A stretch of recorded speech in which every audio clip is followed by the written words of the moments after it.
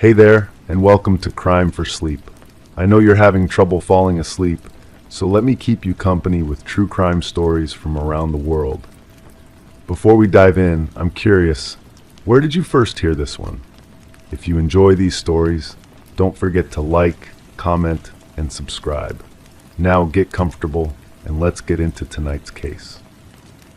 Crime 1, it wasn't unpleasant, just out of place. Sweet and thick, the scent clung to the concrete. On the floor sat a metal bowl half filled with reddish paste. Next to it a fork and a single leather shoe. Pinned to the support beam above, a shopping list with one item circled in red, him. Detective Sarah Mercer stood motionless at the foot of the basement stairs, allowing her eyes to adjust to the dim light filtering through the small, dust-covered window. The cinnamon scent mingled with the mustiness typical of these older homes in Oak Ridge, Pennsylvania, a quiet suburb where neighbors still brought casseroles when someone fell ill. She'd grown up just 20 miles north of here. No sign of forced entry, Officer Diaz said from behind her. Neighbor called it in, said she hadn't seen Alina Walsh in 3 days, mail piling up. Alina Walsh, 67, retired elementary school teacher, widowed for 12 years, 2 adult children living out of state, no history of mental illness, no criminal record, well liked in the community. And nowhere to be found. Her bed was made with hospital corners. Her reading glasses sat folded on the nightstand next to a dog-eared paperback. Her phone was still plugged into the charger. Her purse hung on the hook by the front door, wallet and keys inside. Her car remained in the garage. But here in this basement, something felt wrong. Detective Mercer crouched near the bowl, careful not to disturb anything. The paste wasn't just cinnamon, it was mixed with something darker, almost like molasses. The shoe belonged to a man, size 11, well worn. The shopping list was written in neat, measured handwriting that matched the notes on Alina's refrigerator calendar upstairs. "We need forensics down here," she said quietly. Alina Walsh had moved to Oak Ridge in 1983 with her husband Daniel when he took a job at the local paper mill. They raised 2 children in this house, Michael, now an architect in Seattle, and Leanne, a nurse in Boston. Daniel died of a heart attack in 2012, and Alina had lived alone since then. "She makes the best cinnamon rolls you've ever tasted," Mrs. Abernathy from next door told Detective Mercer on day 2 of the investigation. "Every Christmas and Easter, like clockwork, even sends them to her kids. She was working on a batch just last week, said she was experimenting with a new recipe." "Did she mention any visitors, anyone she was expecting to see?" Mrs. Abernathy's forehead creased. "There was someone, a man who'd been coming by. I saw his car a few times. Alina never mentioned him, which wasn't like her." "What kind of car?" "Dark blue sedan, older model. I didn't get the plates." That afternoon, forensics confirmed what Detective Mercer had begun to suspect. The reddish substance in the bowl wasn't just cinnamon and molasses, it contained human blood. Michael Walsh arrived from Seattle the next day, his face drawn and pale. He sat across from Mercer at the station, hands wrapped around a paper cup of untouched coffee. "My mother wouldn't just disappear," he said, voice barely above a whisper. "She's meticulous about everything. She still calls me every Sunday at 7 o'clock sharp. She's never missed once in 15 years. "When was the last time you spoke with her?" 10 days ago, Sunday. She sounded normal, maybe a little excited about something, but she didn't say what." "Did she ever mention someone new in her life? A friend, perhaps?" Michael's eyes narrowed slightly. Are you asking if my 67-year-old mother had a boyfriend? I'm asking if there was anyone new she might have trusted, someone who might have had access to her home. He stared at his coffee for a long moment. There was someone she mentioned a few months ago, a man who came to fix something in the house, I think the furnace. She said he was kind, that they'd had a nice conversation about books. She mentioned him again, maybe twice. He looked up. Do you think he hurt her? Detective Mercer didn't answer directly. Do you remember his name? She called him Ray. I don't know if that was his first or last name. The local HVAC companies had no record of service at Elena Walsh's address in the past year.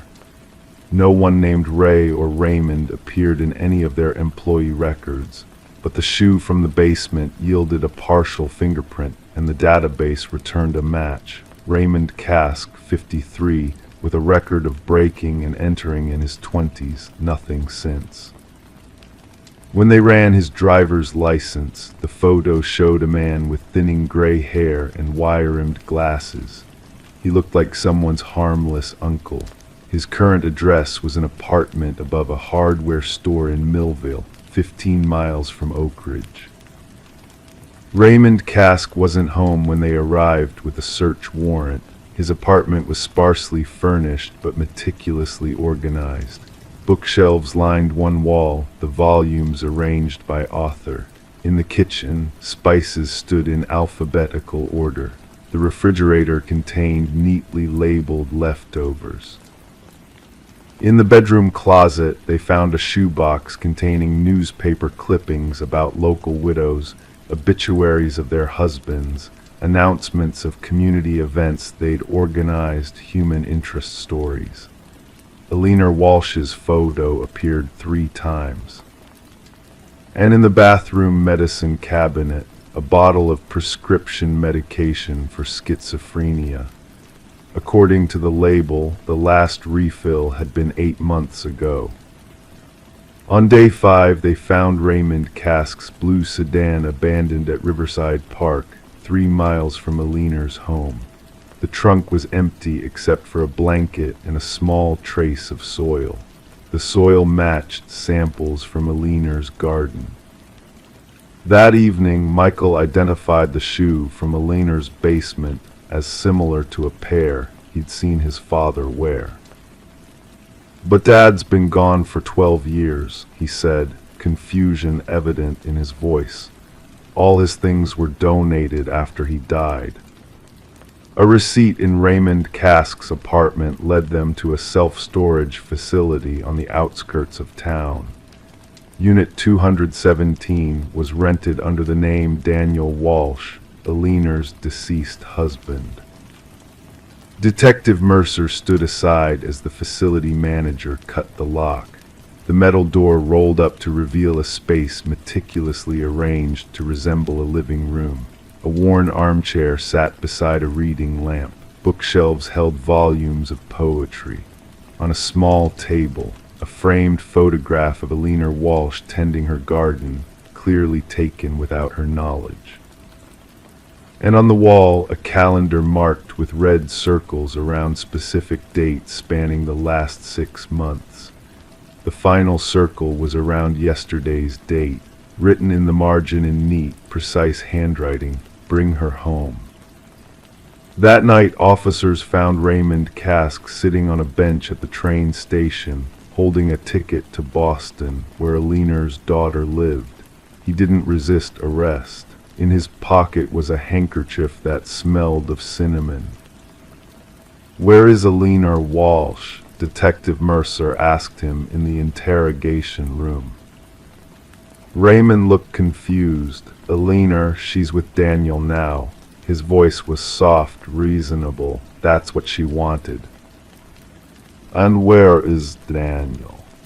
Raymond smiled slightly. Daniel's been gone a long time, but he needed her. Elena understood. The search expanded to include the wooded areas around Oak Ridge. Cadaver dogs were brought in. Volunteers combed the forests and fields. Raymond Kask's psychiatric records revealed a diagnosis of delusional disorder with erotomania, the false belief that someone, often of higher social status, is in love with the patient. In Raymond's case, the delusion appeared to involve Eleanor Walsh, though the delusion had somehow incorporated her deceased husband as well. He believes he was helping them reunite, the psychiatrist explained. In his mind, it was an act of kindness. 7 days after Eleanor Walsh was reported missing, a groundskeeper at Hillview Cemetery noticed freshly disturbed earth near Daniel Walsh's grave. The soil had been carefully replaced and smoothed over, but morning dew revealed the subtle difference in texture. As the sun rose over the cemetery, police excavated the site. 6 feet down, next to Daniel Walsh's casket, they found Eleanor. Her body was wrapped in a quilt that matched the decor in Raymond Kask's storage unit. Her hands had been folded over her chest, holding a small metal bowl containing cinnamon sticks. The autopsy would later reveal that she died from an overdose of sleeping medication mixed into tea. There were no signs of struggle. In Raymond Kask's confession, delivered in calm, measured tones, he explained how he'd first met Eleanor when he delivered a package to her house by mistake, how they'd talked about books and gardening, how he'd seen the sadness behind her smile when she mentioned her late husband. She was incomplete without him, Raymond said.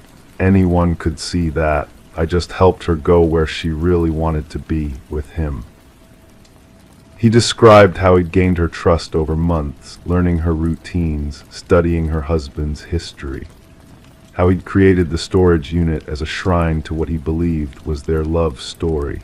How he'd begun leaving small gifts on her porch, cinnamon sticks tied with ribbon, pressed flowers, handwritten quotes from romantic poems attributed to messages from Daniel.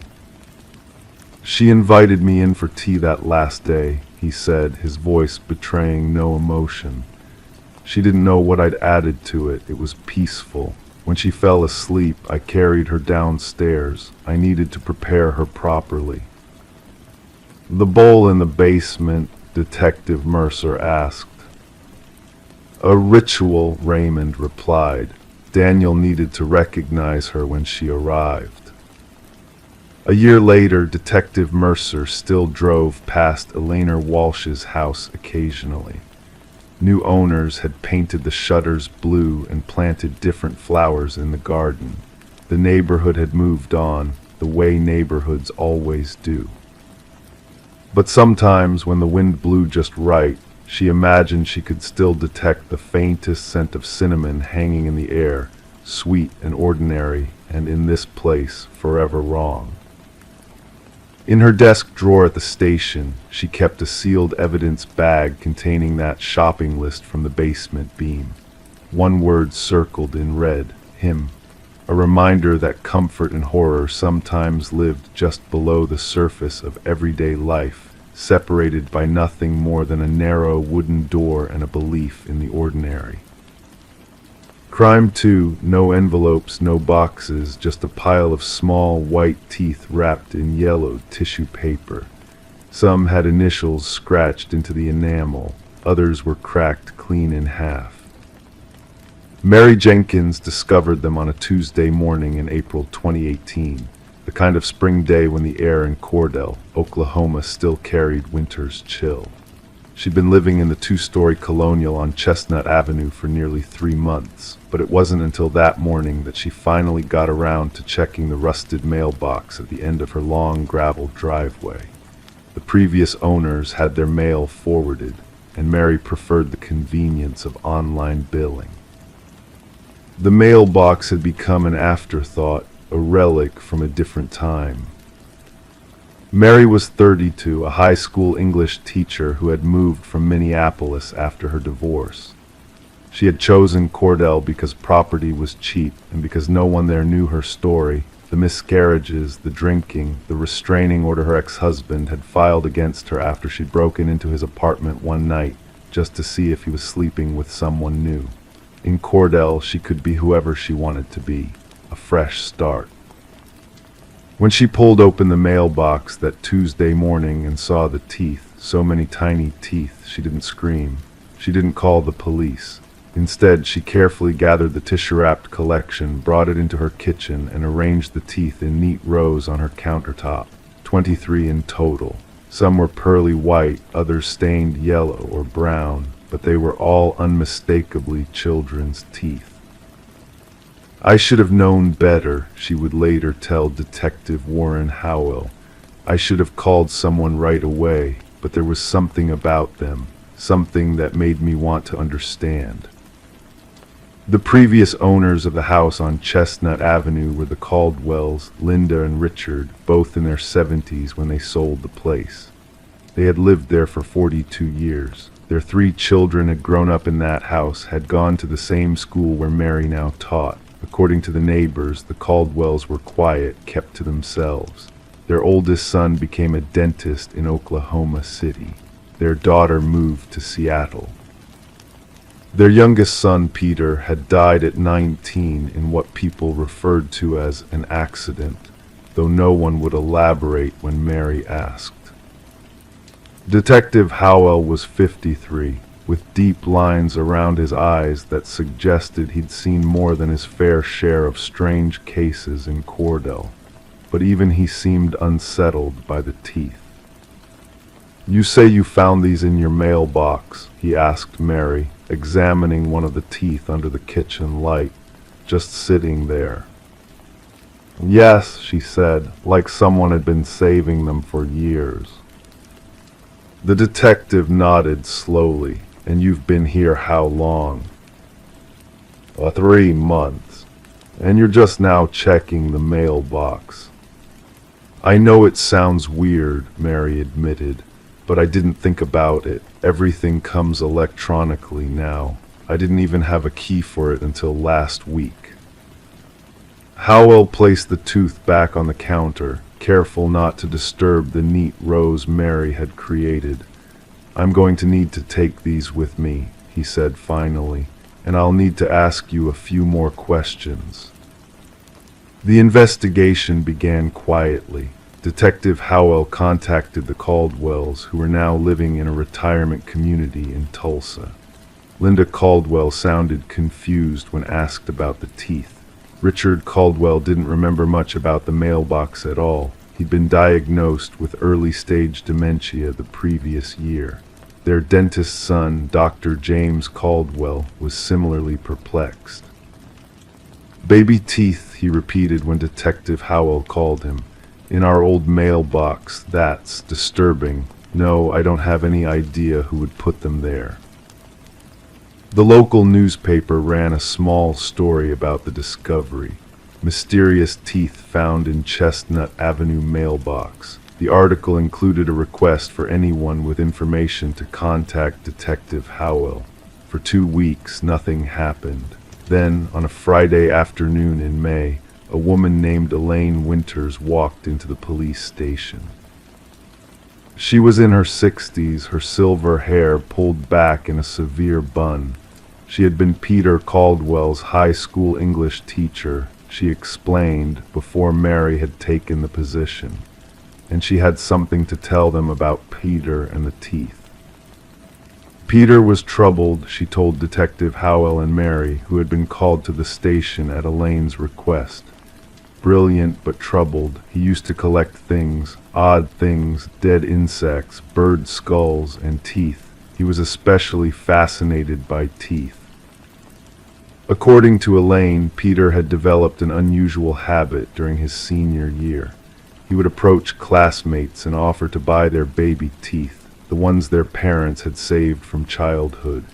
Most students laughed him off, but some, needing money for cigarettes or alcohol, would bring him their teeth in exchange for a few dollars.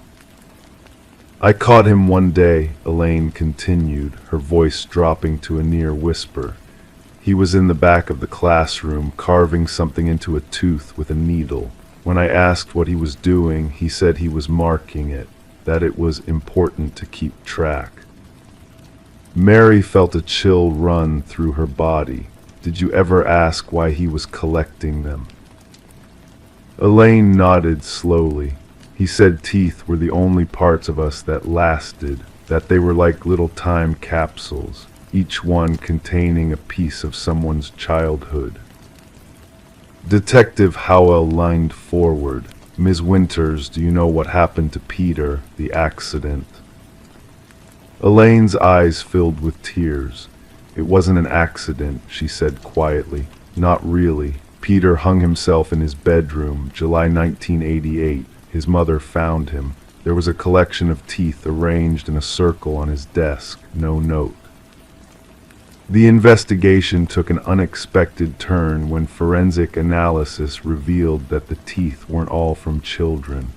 Some belonged to adults. More disturbing still, not all of them had been naturally shed. Several had been forcibly extracted, with tissue still attached to the roots. Detective Howell expanded his search. He looked into missing persons cases in the area from the late 1980s, around the time of Peter's death. There were 3: a 7-year-old boy who disappeared while walking home from school, a 16-year-old girl who vanished after a party, and a 32-year-old man who went missing after his night shift at the local factory. None of these cases had ever been solved. Meanwhile, Mary became increasingly obsessed with Peter Caldwell. She found his yearbook photo in the school archives, a thin, pale boy with intense eyes and a half-smile that didn't reach them. She discovered that he had been an honor student who wrote dark, disturbing poetry. His English teacher, Elaine, had kept some of his writings. I don't know why I saved them, Elaine admitted when Mary visited her home. They always unsettled me, but there was something beautiful about them too, a raw honesty. Mary read through Peter's poems. They were indeed disturbing, filled with imagery of decay, preservation, and memory. One in particular stood out. When skin falls away and flesh returns to earth, the teeth remain tiny monuments to what once was. I collect these small eternities, these calcified memories, each one a story, a secret, a sin. As summer approached, Mary began to notice strange occurrences in her home. Small objects would be misplaced. She would wake up feeling as though someone had been standing over her bed. Once, she found a single tooth on her pillow, one she was certain hadn't been part of the original collection. Detective Howell was skeptical of these developments. You're letting this get to you, he told Mary. Old houses make noises, things get misplaced. But Mary couldn't shake the feeling that something wasn't right. She began researching the Caldwell house's history more deeply. She discovered that before the Caldwells, the property had belonged to a dentist named Dr. Franklin Mercer, who had practiced in Cordell from 1921 until his death in 1956. Records indicated that Dr. Mercer had been known for his collection of dental anomalies, teeth with unusual formations, extra roots, rare conditions.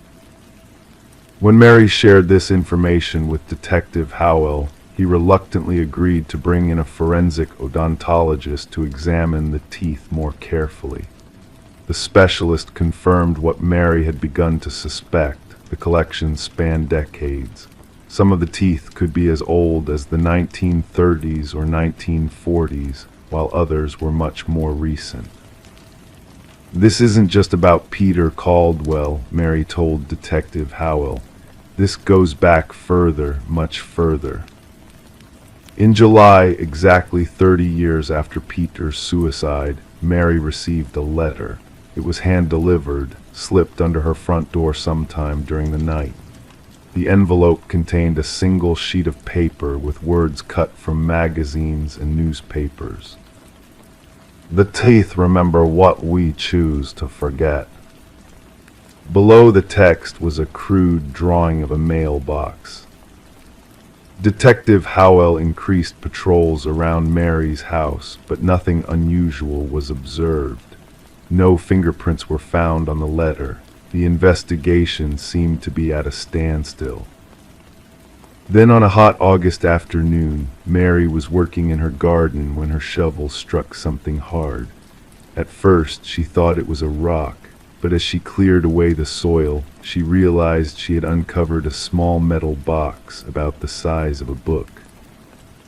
Inside the box were newspaper clippings dating back to the 1940s and 1950s. Most were about missing persons cases, children and adults who had disappeared from Cordell and surrounding towns. Tucked between the yellowed newspaper pages was a small leather-bound journal. The first entry was dated June 12, 1943. Today I acquired a most unusual specimen from the Miller boy. His central incisor shows remarkable signs of genetic abnormality. His parents believe he ran away to join the war effort. They will not look for him. The journal was signed F.M. Dr. Franklin Mercer. Mary's hands trembled as she called Detective Howell. The case broke open in September when construction workers, digging to lay new water lines near what had once been Dr. Mercer's home office, uncovered human remains. Not just one body, but 7, all buried beneath the concrete foundation. Forensic analysis would later confirm that each victim had teeth missing. As investigators pieced together the evidence, a disturbing narrative emerged. Dr. Franklin Mercer had been a collector of more than just dental anomalies. He had selected victims based on their unique dental features, extracted what he wanted, and buried the evidence beneath his office. When the Caldwells purchased the property years later, they had no knowledge of what lay beneath. But their youngest son, Peter, somehow discovered Dr. Mercer's journal and teeth collection hidden in the walls or floors of the old house. Rather than reporting his findings, Peter had become fascinated, eventually continuing the macabre collection himself.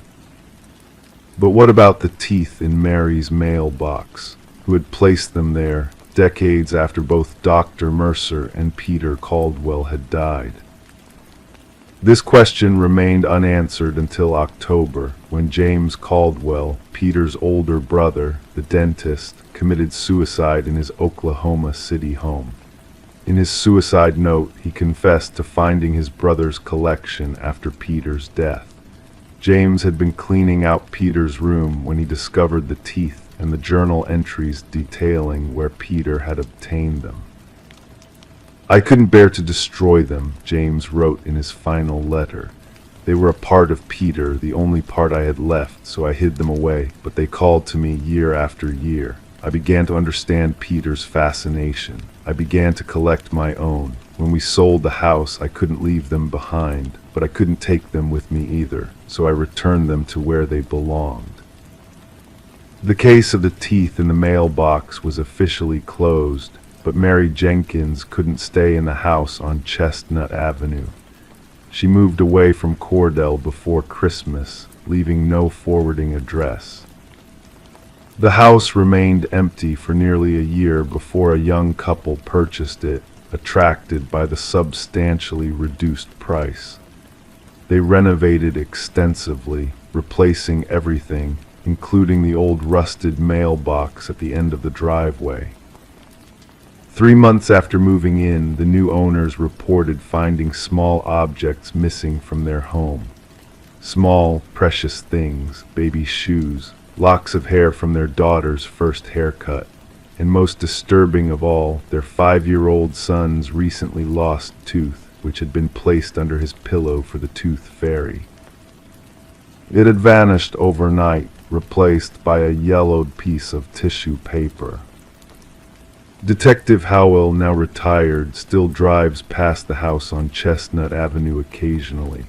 He never stops, he never gets out of his car. But sometimes, when the light hits the new mailbox just right, He could swear he sees something white gleaming inside, small and sharp and waiting to be discovered. Crime 3. In the quiet suburb of Millfield, Connecticut, Alina Mercer had always been known for her attention to detail.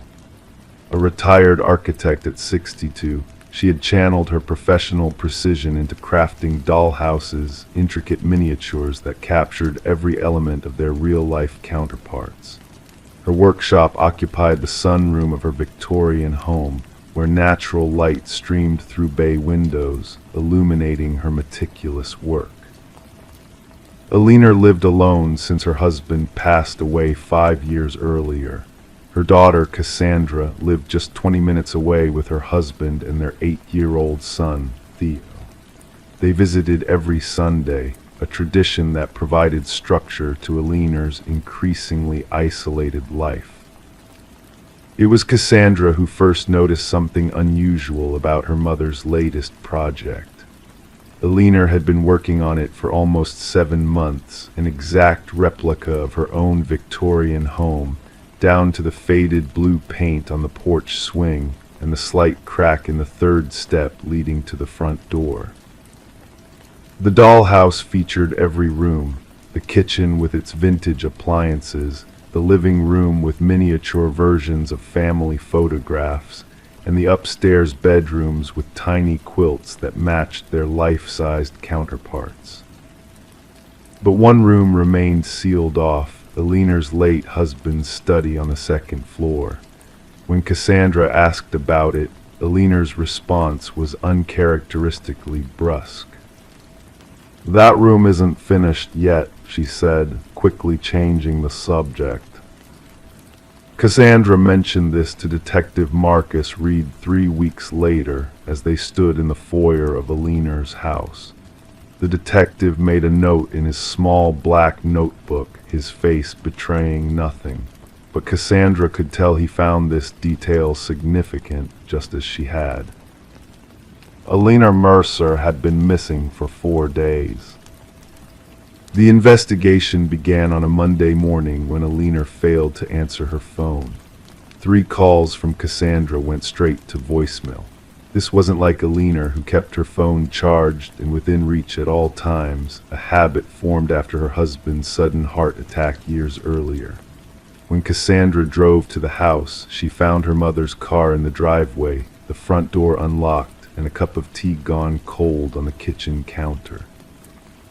"Nothing seemed disturbed," Cassandra explained to Detective Reed, "but my mother would never leave her tea unfinished. She was particular about things like that." Detective Reed surveyed the kitchen with measured eyes. Was anything else out of place? Anything at all? Cassandra shook her head, then paused. Just the dollhouse. It was turned to face the wall. Mom always displayed her work proudly. She would never turn it away like that. They walked to the sunroom together. The miniature Victorian stood on a table by the window, its detailed facade now facing the wall as if it were in timeout. Detective Reed circled it slowly. "May I?" he asked, gesturing to turn it around. When he rotated the dollhouse, they both saw it. The study door, previously sealed shut, was now open. Inside the tiny room, positioned in the corner, was a small figure slumped against the wall. It wasn't like the other dolls in the house, which were painted with smiling faces and rosy cheeks. This figure had been crafted with disturbing detail, pallid skin, limp posture, and eyes painted completely black. "That wasn't there before," Cassandra whispered, her voice catching. "And that's not how my mother makes her dolls." Detective Reed leaned closer to examine the figure. "This is recent work. The glue here is still tacky." What followed was a systematic search of the house. Officers photographed every room, cataloged items, and looked for signs of forced entry or struggle. They found none. Alina's purse, keys, and phone were all in the house. Her medication was in the bathroom cabinet. Her bed was made. It wasn't until they reached the real-life version of the study, Aliner's late husband's room, largely untouched since his death, that they discovered something unusual. The room was colder than the rest of the house by several degrees. "The floor," said Officer Jensen, who had been measuring the room dimensions. "It's not level." Further investigation revealed that a section of the hardwood floor had subtly collapsed about an inch lower than the rest, forming a gentle depression in the center of the room. The house was old, but this wasn't normal settling. Meanwhile, neighbors were interviewed. Most had little to report. Aliner was private but friendly, they said. She collected her mail daily, tended to her garden on Thursdays, and occasionally exchanged pleasantries over the fence. No one had noticed anything unusual in the days before her disappearance, except for Mrs. Abernathy from across the street. A retiree with insomnia, she often sat by her window late into the night. There was a van, she told Detective Reed, dark-colored, parked down the street for 3 nights in a row, never seen it before. Then it was gone the same day Aliner disappeared. "Did you see anyone get in or out of the van?" Reed asked. "Just once a man, couldn't see his face, but he was tall, walked with a purpose. Headed toward Aliner's street, not directly to her house. Thought maybe he was visiting the Harrises down the block." This lead prompted a canvass of the wider neighborhood, but no one else had noticed the van. Security cameras were sparse in the older community, and those that existed had limited range. The investigation broadened to include Aliner's past, her work history, financial records, social connections. A week into the investigation, Cassandra was sorting through her mother's papers when she found a series of letters hidden in a hollowed-out book. They were from someone named Thomas, dated 5 months before Aliner's husband died. Their contents suggested an intimate relationship. "I never knew about any Thomas," Cassandra told Detective Reed, her voice tight with confusion. "She was devoted to my father. This doesn't make sense." The letters were poetic, intense, speaking of a connection that transcended ordinary relationships. The final letter ended abruptly. "Aliner, what we've discovered changes everything. We need to be careful now. Some things aren't meant to be found." Thomas Hargrove was eventually identified as a former colleague of Aliner's from her architecture firm. He had moved away from Connecticut 6 years ago. When contacted by police, he seemed genuinely shocked by Aliner's disappearance. "We were close once," he admitted over the phone.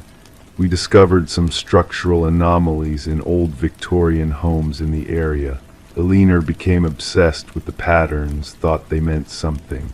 I indulged her for a while, but it got too strange. That's partly why I left." 2 weeks after Aliner went missing, Cassandra brought Theo to the house to collect some of his grandmother's dollhouse supplies for a school project. While Cassandra was upstairs gathering materials, Theo wandered into the sunroom. The dollhouse stood where it had been, but now something was different. "Mom," Theo called, his voice wavering. "The little grandma doll is inside now." Cassandra rushed downstairs. Inside the dollhouse in the miniature living room stood a perfect replica of Aliner. It hadn't been there during the police search. The figure was positioned looking out the dollhouse window, her tiny painted face serene. When Detective Reed arrived to document this development, he made another discovery. The depression in the study floor had deepened considerably.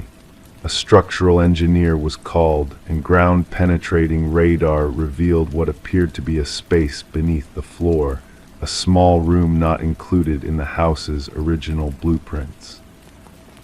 The following day, as workers carefully removed the floorboards, the study floor collapsed entirely, revealing a hidden chamber below.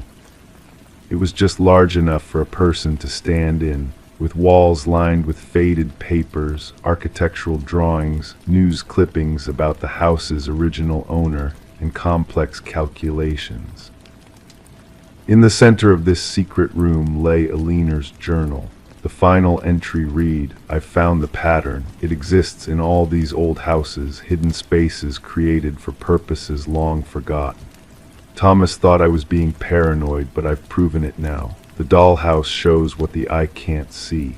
I've sealed off the study in my miniature because I know what's there. Tonight, I'll open the real one." Aliner Mercer was never found. The investigation continued, but leads grew cold. The hidden room yielded no forensic evidence beyond the journal and papers. No body, no blood, no signs of violence. Just an empty space that, according to the original house plans, shouldn't have existed at all. Cassandra eventually moved her family into her mother's house, unable to sell it, but also unwilling to let it stand empty. She kept the dollhouse, though she covered it with a cloth after noticing that occasionally the tiny Aliner figure seemed to move from room to room on its own. In the years that followed, 3 more homeowners in Millfield discovered hidden rooms in their Victorian houses. None contained any traces of Aliner Mercer, but in each, investigators found a small, handcrafted doll with black eyes seated in the corner facing the wall. The case of Aliner Mercer remains officially classified as an unsolved disappearance. Detective Reed, now retired, still keeps her file box in his home office. Sometimes, late at night, he takes out the photographs of the dollhouse and studies them under a magnifying glass, looking for details he might have missed. The tiny figure with black eyes stares back at him from the photographs, its expression unreadable. And sometimes, when the light hits the photo just right, Reed swears he can see something reflected in those painted eyes, another room in another house, where an elderly woman sits alone, still working on her miniatures, crafting perfect tiny replicas of places no one else can see. Crime 4, every other page was neat, orderly, signed with a name they recognized. But the alternating entries were erratic, frantic, with words scratched out violently. Some pages were glued together. When separated, a message appeared across the split paper. "She doesn't know I'm still inside." Rebecca Linden was known in Pinewood, Oregon as the quiet librarian with an infectious laugh that rarely made an appearance. At 32, she lived alone in a small cottage-style home on Maple Street, the kind with blue shutters and a white picket fence that seemed pulled from a storybook. Her colleagues at the Pinewood Public Library described her as meticulous, organized to a fault, the type of person who color-coded her calendar and labeled her lunch containers by day of the week. She had moved to Pinewood 7 years ago, in the fall of 2017, leaving behind her life in Seattle for reasons she never fully explained. Those who tried to probe were met with a polite smile and a gentle change of subject. Rebecca kept a respectful distance from most people, though she was unfailingly kind. The children who visited the library for story hour adored her dramatic readings and the way she changed her voice for each character. Her brother Daniel, who lived 3 hours away in Portland, spoke with her every Sunday at precisely 7 p.m. These calls were a ritual neither would break. When she didn't answer on October 12, 2024, he waited 15 minutes before calling again. By the 3rd attempt, a heaviness had settled in his chest. Rebecca was never late, and she never missed their calls. Something was wrong. Daniel made the drive to Pinewood that night, arriving at Rebecca's home just after 11 p.m. The lights were on in the living room. Her car sat in the driveway. He knocked, called her name, then used the spare key she'd given him for emergencies. Inside, everything appeared normal. The kitchen was spotless. A half-empty cup of tea sat on the coffee table, still faintly warm. Rebecca's phone lay beside it, showing 3 missed calls from him. But Rebecca was nowhere to be found. The local police were reluctant to consider it a missing persons case so soon. Adults have the right to disappear for a while, Officer Pete Donnelly told Daniel the next morning, his voice tinged with practiced patience. Your sister's belongings are still here. No signs of struggle. She probably just stepped out. Without her phone, without her car, Daniel's voice cracked. You don't understand. Rebecca doesn't just step out. She plans, she notifies, she's never spontaneous. It was Officer Donnelly who first noticed the journal, a leather-bound book on Rebecca's immaculately organized desk, open to an entry dated the previous day. She kept a journal, he asked, lifting it carefully by the edges. I don't know, Daniel admitted, realizing how much of his sister's daily life remained a mystery to him despite their weekly calls. The journal entry from October 11th was written in Rebecca's neat, controlled handwriting. Dr. Matthews increased my medication today. She says the headaches might be stress-related, but she wants to rule out anything neurological. The MRI is scheduled for next week. I keep telling her about the lost time, but she doesn't seem concerned. Yesterday I found dishes in the sink I don't remember using. The strange thing is, I'm sleeping better than I have in years. Officer Donnelly flipped to the next page, dated October 12th, the day Rebecca disappeared. The handwriting was noticeably different, jagged, pressed hard into the paper, with several words underlined multiple times. She doesn't understand what's happening, blind to the truth. The others are watching the house again. Third car today, black sedan. License starts with HYK. They know I've seen them. Rebecca wants to ignore it all. Stupid. I won't let them take us. I won't. Daniel stared at the page. That's not Rebecca's handwriting. The investigation shifted that day. Rebecca's home was processed as a potential crime scene. Neighbors were interviewed. No one had seen a black sedan. No one had noticed anything unusual about Rebecca's behavior in the days leading up to her disappearance.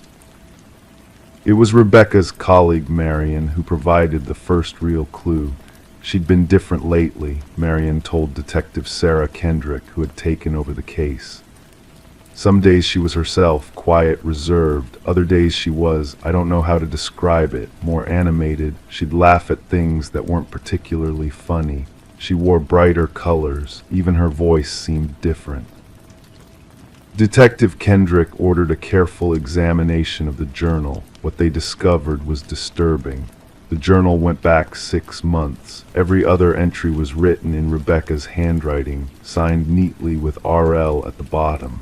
The alternating entries were in the aggressive, chaotic script, and these were signed with a different initial, A.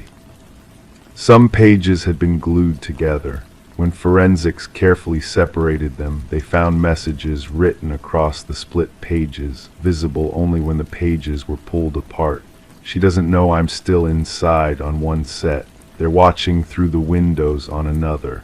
I saved us once before. I'll do it again on a third. Dr. Emily Matthews, Rebecca's psychiatrist, initially refused to discuss her patient, citing confidentiality. When presented with a warrant, she revealed that Rebecca had been seeing her for 3 years for anxiety and occasional panic attacks. There was never any indication of dissociative identity disorder, if that's what you're suggesting, Dr. Matthews said firmly.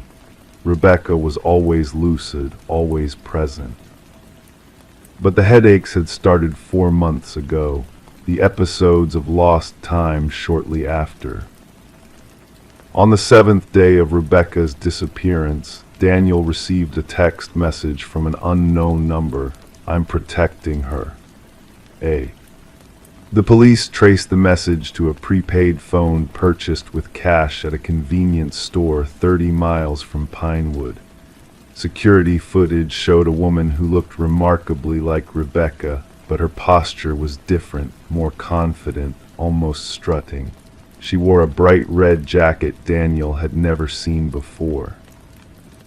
2 days later, Rebecca's credit card was used at a motel in Seaside, a small coastal town about 2 hours from Pinewood.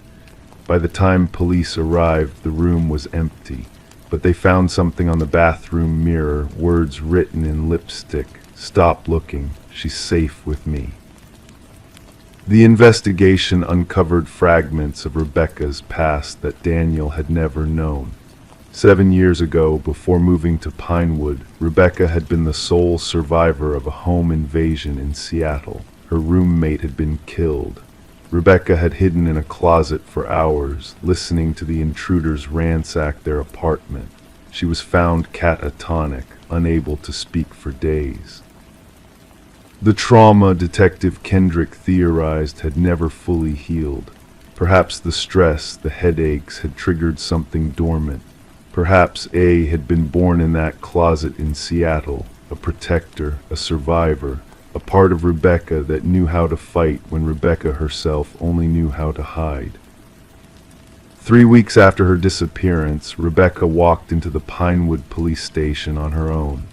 She wore clothes no one recognized, dark jeans, a leather jacket, boots with heavy soles. Her hair, normally pulled back in a neat ponytail, hung loose around her shoulders. She asked to speak with Detective Kendrick. "I know you've been looking for me," she said, her voice steadier than anyone had ever heard it. "I'm safe. I've always been safe." When asked about the journal about A, Rebecca's expression changed subtly. Her posture shifted. "We protected each other," she said, a new edge to her voice. "There was never any danger except the danger of being separated." The psychological evaluation that followed was inconclusive. Rebecca, or perhaps more accurately, the person who now inhabited Rebecca's body, insisted there was no dissociative disorder. "We integrated," she explained to Dr. Matthews in a monitored session. "Rebecca was afraid of everything. I was afraid of nothing. Now we're balanced." The journal entries continued, but the handwriting gradually evolved into something that was neither Rebecca's neat script nor A's chaotic scrawl. Something in between, more confident than Rebecca's had been, more controlled than A's had been. The case remains officially unsolved. No charges were ever filed. Rebecca returned to her job at the library, though she requested a transfer from Children's Services to the Archives Department. She still calls Daniel every Sunday, though now at 8 p.m. instead of 7. She sounds different, he says, not better or worse, just different. The journal was returned to her after the investigation closed. In her last recorded interview with Detective Kendrick, Rebecca, or perhaps A, or perhaps someone new entirely, said something that continues to haunt those familiar with the case. "Everyone talks about missing persons. Nobody talks about missing pieces. Sometimes the only way to become whole is to leave parts of yourself behind." The last confirmed sighting of the black sedan with the license plate beginning with HYK was 3 days after Rebecca returned. It idled outside her home for 17 minutes before driving away. It has never been identified. Rebecca insists she doesn't remember mentioning any such vehicle. Some nights, residents of Maple Street report seeing Rebecca's silhouette in her window, writing in what appears to be a journal. Sometimes the light stays on until dawn. Sometimes the curtains remain drawn for days. Daniel still visits once a month. He says his sister seems happier now, though he chooses his words carefully when they speak. The journal was written in 2 handwritings. Now there is only one. Crime 5, not initials, full names, deeply etched into the wood along the underside. None belonged to the current or past owners. When they cross-referenced them, 6 matched people listed as missing. The 7th name was unfamiliar. until the family dog refused to go near the chair it was carved beneath. Rebecca Wilson had always wanted a home with history. At 42, recently divorced, she finally found what she was looking for, a 1920s craftsman bungalow in the quiet town of Oakwood, Pennsylvania. The house sat on Mulberry Lane, a tree-lined street where children still played outdoors until dusk. The realtor mentioned the property had been vacant for almost 18 months, but the price reflected that. Rebecca didn't mind. She saw potential in the worn hardwood floors and original built-ins. Her 16-year-old daughter Lily was less enthusiastic. "It smells like old people," she complained, scrolling through her phone as Rebecca unlocked the front door for the first time as homeowners. Their golden retriever, Cooper, bounded past them, sniffing excitedly at every corner of their new territory. "It smells like character," Rebecca corrected, running her hand along the dining room table that had been included with the house. It was solid oak, heavy enough that the previous owners had left it behind. 8 matching chairs surrounded it. The warm afternoon light streamed through dusty windows, dancing across the polished surface. Rebecca could already imagine Sunday dinners here, maybe even holidays with family gathering around. The previous owners, an elderly couple named Martin and Alina Bishop, had moved to Florida to be closer to their grandchildren. Rebecca had never met them, all negotiations handled through their son, who seemed eager to finalize the sale. "They're ready to downsize," the realtor had explained. "The house has just become too much for them." The first few weeks passed in a blur of unpacking boxes and making the space their own. Lily enrolled in the local high school, Rebecca started her remote marketing job, and Cooper claimed the sunspot in the living room as his domain. Each room slowly transformed with their possessions, except for the dining room, which Rebecca left largely untouched. There was something about the solid oak table and matching chairs that felt right just as they were. It was a Tuesday evening in late September when Rebecca first noticed Cooper's strange behavior. She'd been working late, hunched over her laptop at the dining room table, when Cooper began whining at the doorway, refusing to enter. "What's wrong, boy?" she called, but he only paced nervously, occasionally emitting a low growl. Rebecca chalked it up to him wanting a walk and returned to her spreadsheets. The next morning, however, he exhibited the same behavior, barking insistently when Lily attempted to do homework at the table. "Your dog is freaking out again," Lily called. "Maybe he sees a ghost." She laughed, but Rebecca noticed her daughter glancing uneasily around the room. That weekend, while cleaning, Rebecca decided to polish the dining table. As she worked, she noticed small irregularities on the underside of the tabletop. Kneeling down, she ran her fingers along the wood and felt distinct indentations. She retrieved her phone and turned on the flashlight. What she saw made her breath catch. Names, not crude scratchings, but carefully carved letters forming complete names, ran along the underside of the table's edge. Each name appeared to be positioned beneath a specific chair. Michael Davalos, Jennifer Crane, Thomas Wheeler, Sarah Abernathy, Kevin Morris, Elaine Fontaine, Andrea Levine. 7 names, 7 chairs. The 8th chair, positioned at the head of the table where Rebecca usually sat, had no name beneath it. Rebecca photographed each name with her phone, fingers trembling slightly. That evening, after Lily had gone to bed, she sat on the couch with her laptop and began searching each name along with Oakwood, Pennsylvania. The first search hit made her stomach drop. Michael Davalos, 27, had been reported missing in Oakwood in 2012. No leads, no body ever found. The article mentioned he'd last been seen leaving a bar on Main Street, just 6 blocks from Rebecca's house. Jennifer Crane, 35, disappeared in 2014 while jogging in Memorial Park, less than a mile away. Thomas Wheeler, 41, vanished in 2015 after telling his wife he was meeting a client about a house renovation. Sarah Abernathy, 22, a college student, never returned to her apartment after a study session in 2016. Kevin Morris, 38, a traveling salesman, checked into the local motel in 2018 but was never seen checking out. Elaine Fontaine, 44, was reported missing in 2020 after failing to pick up her son from soccer practice. 6 missing persons, all adults, all from Oakwood, all without resolution. But the 7th name, Andrea Levine, yielded no results related to a missing person.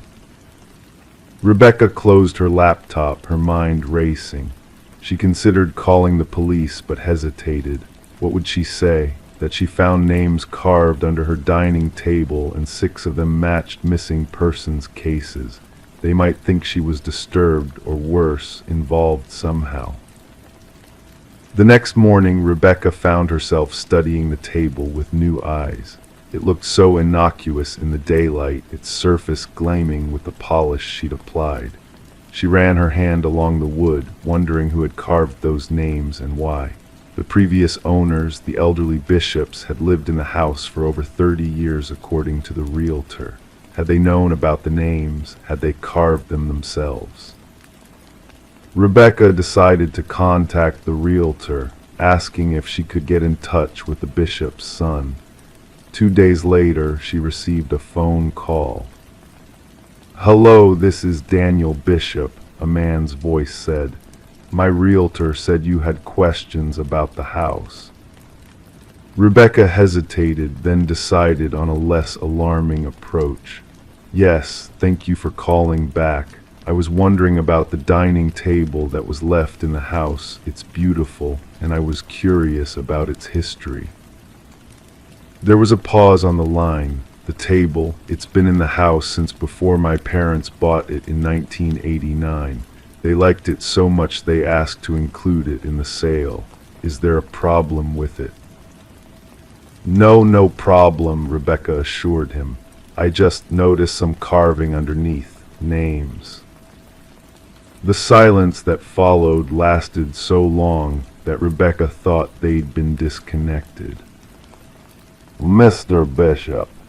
"My father mentioned those once," Daniel finally said, his voice noticeably tighter.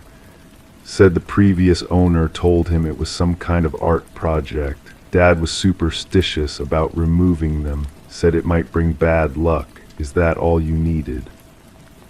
Before Rebecca could ask any further questions, Daniel excused himself and ended the call. That night, Rebecca couldn't sleep. She found herself drawn to the dining room at 2 a.m., staring at the table in the dim light from the street lamp outside. Cooper followed her but stopped at the threshold, whining softly. "It's okay, boy," she whispered, but he wouldn't enter. Rebecca knelt down and looked at the names again. Who were these people? Why were their names carved here? And why did 6 of them match missing persons? The next day she called in sick to work and drove to the local library. The librarian, a gray-haired woman named Mrs. Pearson, was helpful when Rebecca asked about local history and newspaper archives. "Researching your new home," Mrs. Pearson asked with a smile. "Something like that," Rebecca replied. Hours later, surrounded by microfiche printouts and local history books, Rebecca had assembled a timeline. The house on Mulberry Lane had changed hands several times before the Bishops purchased it in 1989. From 1978 to 1989, it had been owned by a man named Walter Levine. Walter Levine, the surname matched the 7th name under the table, Andrea Levine. Further digging revealed that Walter had been a high school history teacher, well respected in the community. He'd lived alone in the house after his wife died in childbirth in 1976. Their daughter, Andrea, had been raised by Walter's sister in Pittsburgh. According to an obituary, Walter had died in 1989 of a heart attack, which explained why the Bishops had been able to purchase the house that year. What the obituary didn't explain was why Andrea Levine's name was carved beneath a chair at a table where 6 other people, all eventually reported missing, also had their names inscribed. Rebecca made copies of everything she found, her hands shaking slightly as she fed quarters into the copy machine. On her way out, she paused at the reference desk. "Mrs. Pearson, do you remember Walter Levine? He taught history at the high school." The librarian's smile faltered slightly. "Oh yes, Mr. Levine. Brilliant man, but troubled after his wife's passing. He kept to himself mostly. Why do you ask?" "I live in his old house now," Rebecca said, "just curious about its history." Mrs. Pearson nodded. He was always hosting dinner parties in the later years, for adults, not students, said it helped with the loneliness. Dinner parties around that table. That evening, Rebecca sat alone in her kitchen, Cooper lying protectively at her feet. Lily was at a friend's house for dinner. The copies from the library were spread across the kitchen counter, deliberately not the dining room table, which Rebecca had begun to avoid. She studied a photocopy of a community newsletter from 1986. Walter Levine had been featured in an article about local educators. The black and white photo showed him standing proudly next to a dining table, the same one now in Rebecca's house. The caption read, "Walter Levine prepares for one of his famous dinner gatherings where local history comes alive." Rebecca's phone buzzed with a text from an unknown number. "Please stop asking questions about Walter Levine and the table. Some things should stay buried. Daniel Bishop." Rebecca stared at the message, her heart pounding. She hadn't told Daniel she was researching Walter Levine. How did he know? The sound of the front door opening made her jump. Lily called out, "Mom, I'm home." Cooper barked once, then fell silent as Lily entered the kitchen. "Why are you sitting in the dark?" Lily asked, flipping on the light. She glanced at the papers spread across the counter. "What's all this?" Rebecca hesitated, then decided her daughter deserved to know. She explained what she'd found, the names under the table, the missing persons, Walter Levine, and now Daniel Bishop's warning. Lily listened, her expression shifting from skepticism to concern. "Mom, this is seriously creepy. We should call the police." "And tell them what? That I found carved names that match missing persons cases from years ago. That the previous owner's son sent me a cryptic text. They'll think I'm making things up." "Then we should move," Lily said firmly. "This is horror movie stuff." Rebecca sighed. "We can't just move, honey. We sank everything into this house." That night, Rebecca dreamed of sitting at the dining table, but in her dream, she wasn't alone.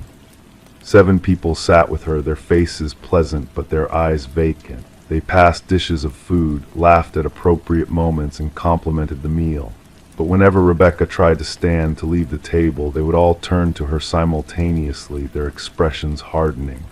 "Dinner isn't over," they would say in unison, and beneath the table she felt something sharp repeatedly etching into her skin. She woke with a gasp at 3:17 a.m., heart racing. Cooper was standing by her bed, whining urgently. Rebecca heard it then, the sound of a chair being pulled across the floor downstairs. Cooper growled, the hair along his spine standing up. Rebecca reached for her phone with trembling fingers and dialed 911. 911, what's your emergency?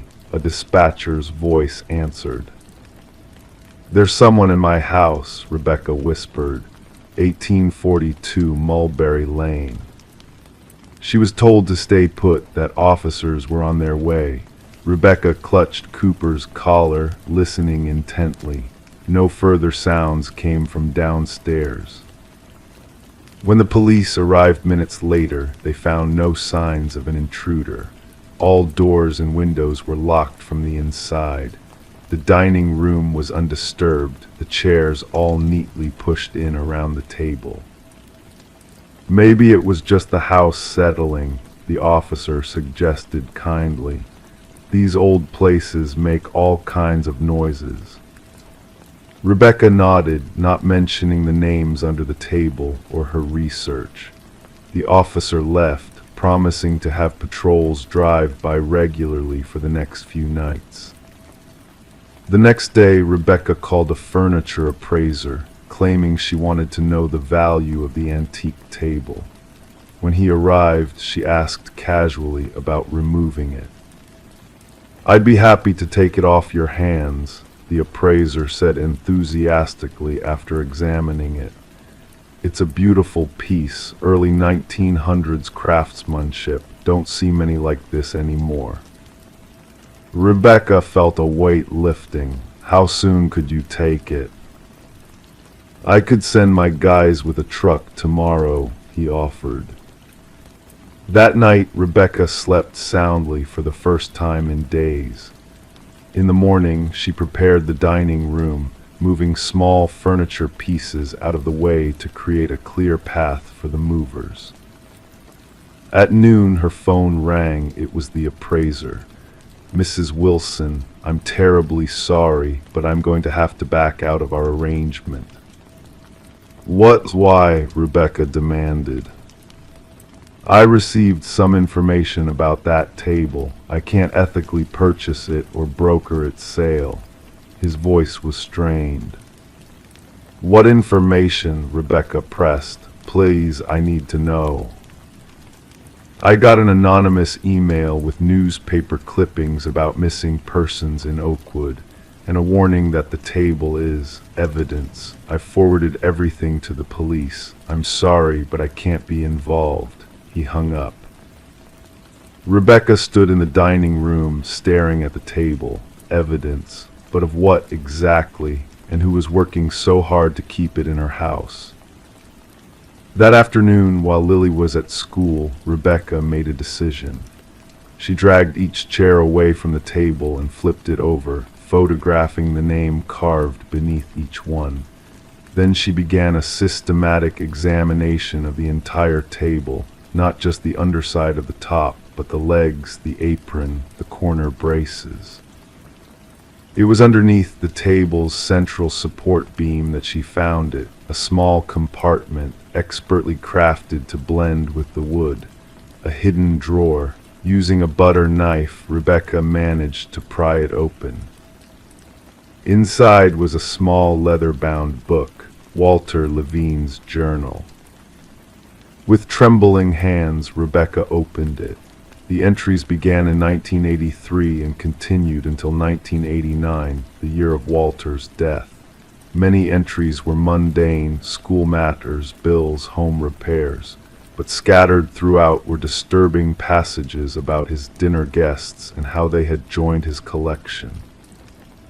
Rebecca read with growing horror as Walter described in clinical detail how he had selected each victim, gained their trust, invited them to dinner, and then the passages became more disturbing, poisoned them with a paralytic agent that kept them conscious but immobile. He wrote about keeping them in his basement, about preparing them to become one with the table. The final journal entry, dated 3 days before Walter's recorded death, mentioned Andrea. "My daughter arrives tomorrow. She doesn't understand my work, my art. She threatens to expose everything. I've set her place at the table. The family will finally be complete." Rebecca dropped the journal, her mind reeling. Walter hadn't died of a heart attack. Andrea had never returned to Pittsburgh. the seventh name her name carved beneath the chair. With shaking hands, Rebecca called the police. This time, she had evidence they couldn't ignore. 3 days later, forensic teams had thoroughly examined the house. Ground-penetrating radar revealed disturbed soil in the basement floor. When they broke through the concrete, they found human remains, 7 sets, each carefully arranged in the dirt beneath the foundation.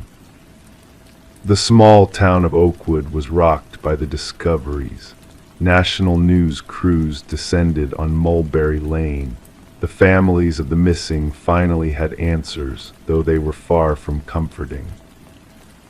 Rebecca and Lily moved into a hotel while the investigation continued.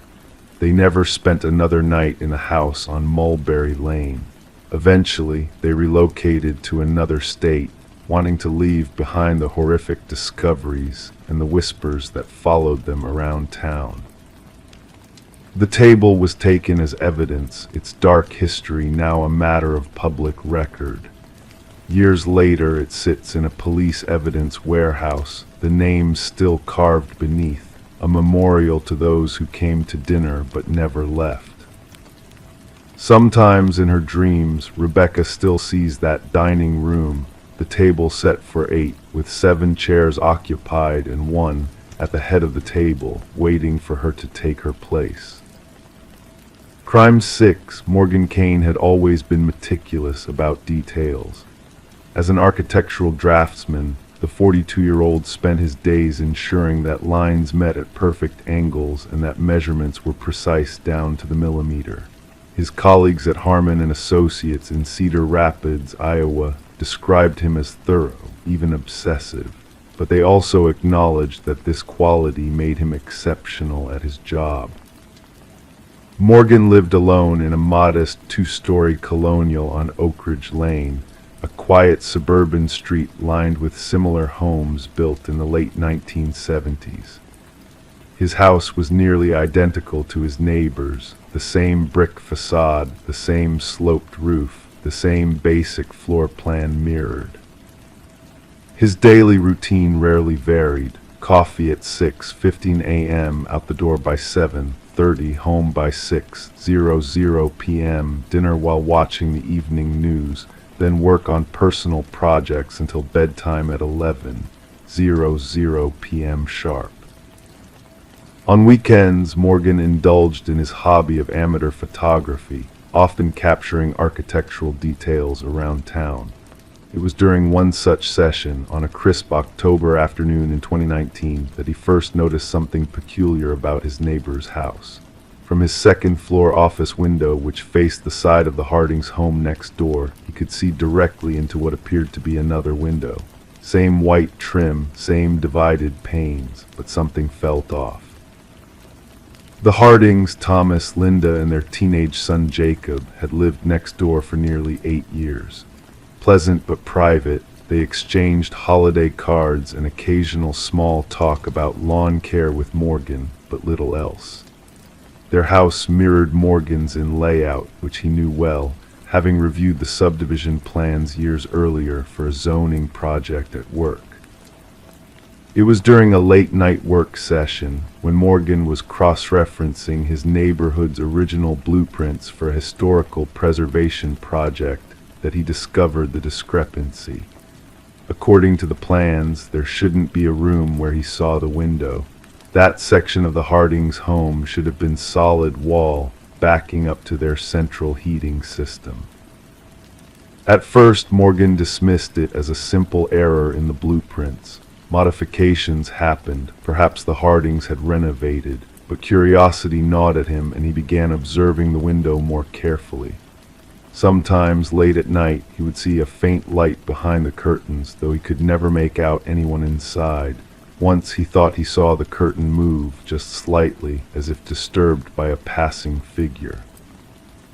On the morning of November 17th, Morgan decided to satisfy his curiosity. He called in sick to work, something he hadn't done in 3 years, and waited until after Thomas left for his job at the local credit union and Linda departed for her shift at the hospital where she worked as a nurse. Jacob would be at school until late afternoon. Using his neighborly familiarity as cover, Morgan knocked on the front door just to be certain no one was home. When no one answered, he walked around to the side of the house, examining the exterior wall where the mysterious window should be. From outside, there was no window, just uninterrupted brick. Morgan stood there, confusion clouding his face, comparing what he saw with what he knew he'd observed from his own window 100 times. That evening, Morgan called Thomas Harding, fabricating a concern about a potential water leak near their property line. Thomas invited him over to discuss it, and Morgan seized the opportunity to glance at the house's interior. As Thomas led him through the ground floor, everything seemed normal, but Morgan maneuvered the conversation to suggest checking upstairs. "I think the issue might be related to the second floor," Morgan said, his voice betraying nothing of his true curiosity. Thomas hesitated briefly before leading him upstairs. Morgan scanned the hallway, mentally mapping the floor plan. The space where the window room should have been was simply not there. Where Morgan expected to find a door, there was only a linen closet with a wall behind it, a wall that, according to Morgan's observations, should have had a window. "Is something wrong?" Thomas asked, noticing Morgan's confused expression. "No, just trying to visualize where the water might be coming from," Morgan replied, quickly recovering. Later that night, Morgan stood in his darkened office, staring out his window at the window that shouldn't exist. The light behind the curtains was on, casting a soft glow. As he watched, a shadow moved across the curtain, a distinct human silhouette. 3 days later, Morgan failed to show up for work. After several unanswered calls, his supervisor contacted the police to conduct a wellness check. Officer Danielle Reed knocked on Morgan's door at 2:17 p.m. When no one answered, she peered through windows and found nothing amiss but contacted dispatch for backup before making entry. Inside, the house was immaculate. Nothing seemed out of place. Morgan's car was in the garage, his wallet and keys on the kitchen counter. His coffee cup from that morning sat half empty beside his computer, which was still on, displaying blueprints of his neighborhood. Officer Reed and her partner searched the entire house, finding no signs of struggle or forced entry. It was only when they entered Morgan's office that they noticed something unusual. His camera was set up on a tripod, pointed directly at the side window.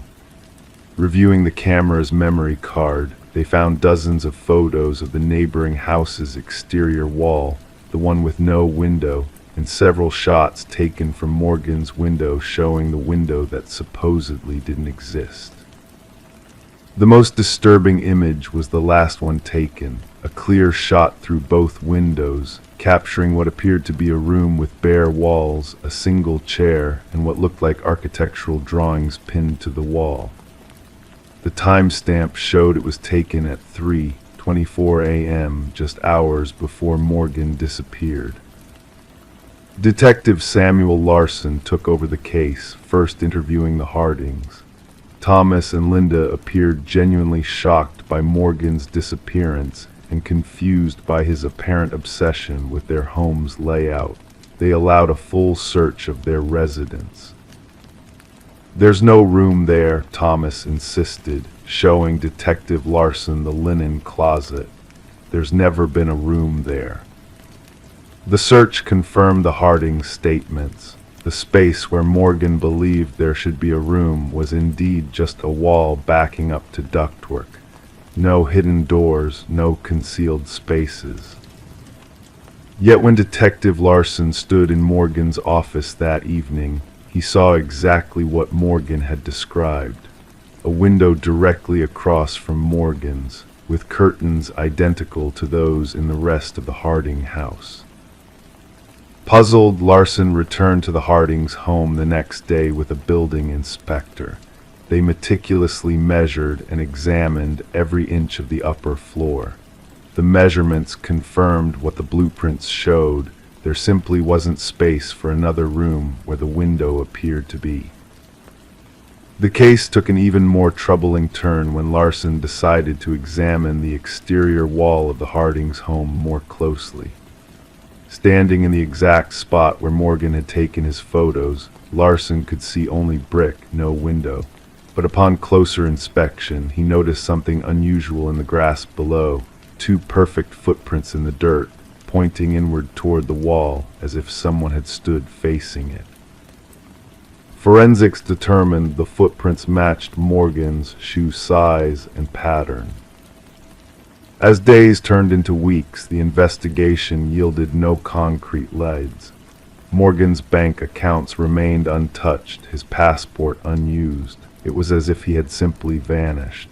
The only potential clue was his computer search history, which revealed extensive research on non-Euclidean geometry, perceptual illusions, and something called architectural anomalies. A year later, the case remained officially open but inactive. Detective Larson, however, couldn't let it go. He had taken to parking outside Morgan's now empty house late at night, watching the Hardings' wall where the window shouldn't be. Most nights he saw nothing unusual, but occasionally, just as night gave way to early morning, he thought he caught a glimpse of light, not reflecting off the brick, but emanating from within it. On the anniversary of Morgan's disappearance, Larson stood in Morgan's former office, now empty except for the abandoned tripod. He gazed out the window and froze. For just a moment he saw not the brick wall of the Hardings' home, but a window, and behind it, a man who looked like Morgan Kane, older and gaunt, drawing lines on a large sheet of paper pinned to the wall. When Larson blinked, there was only brick again. The detective backed away from the window, his heart racing. As he turned to leave, his foot kicked something that had been hidden beneath the baseboard, a small notebook. Inside, in Morgan's precise handwriting, was a single sentence repeated on every page: "The angles are wrong here." The last page contained only 4 words: "I found another way." Police reports indicate that Detective Larson requested indefinite leave shortly after this discovery. The current owners of Morgan's house have reported no unusual observations, though they keep the blinds in the second-floor office permanently closed, citing an uncomfortable feeling when they're open. The window that faced a room that didn't exist remains a mystery in Cedar Rapids, mentioned occasionally in hushed conversations, but officially classified as an unsolved missing persons case.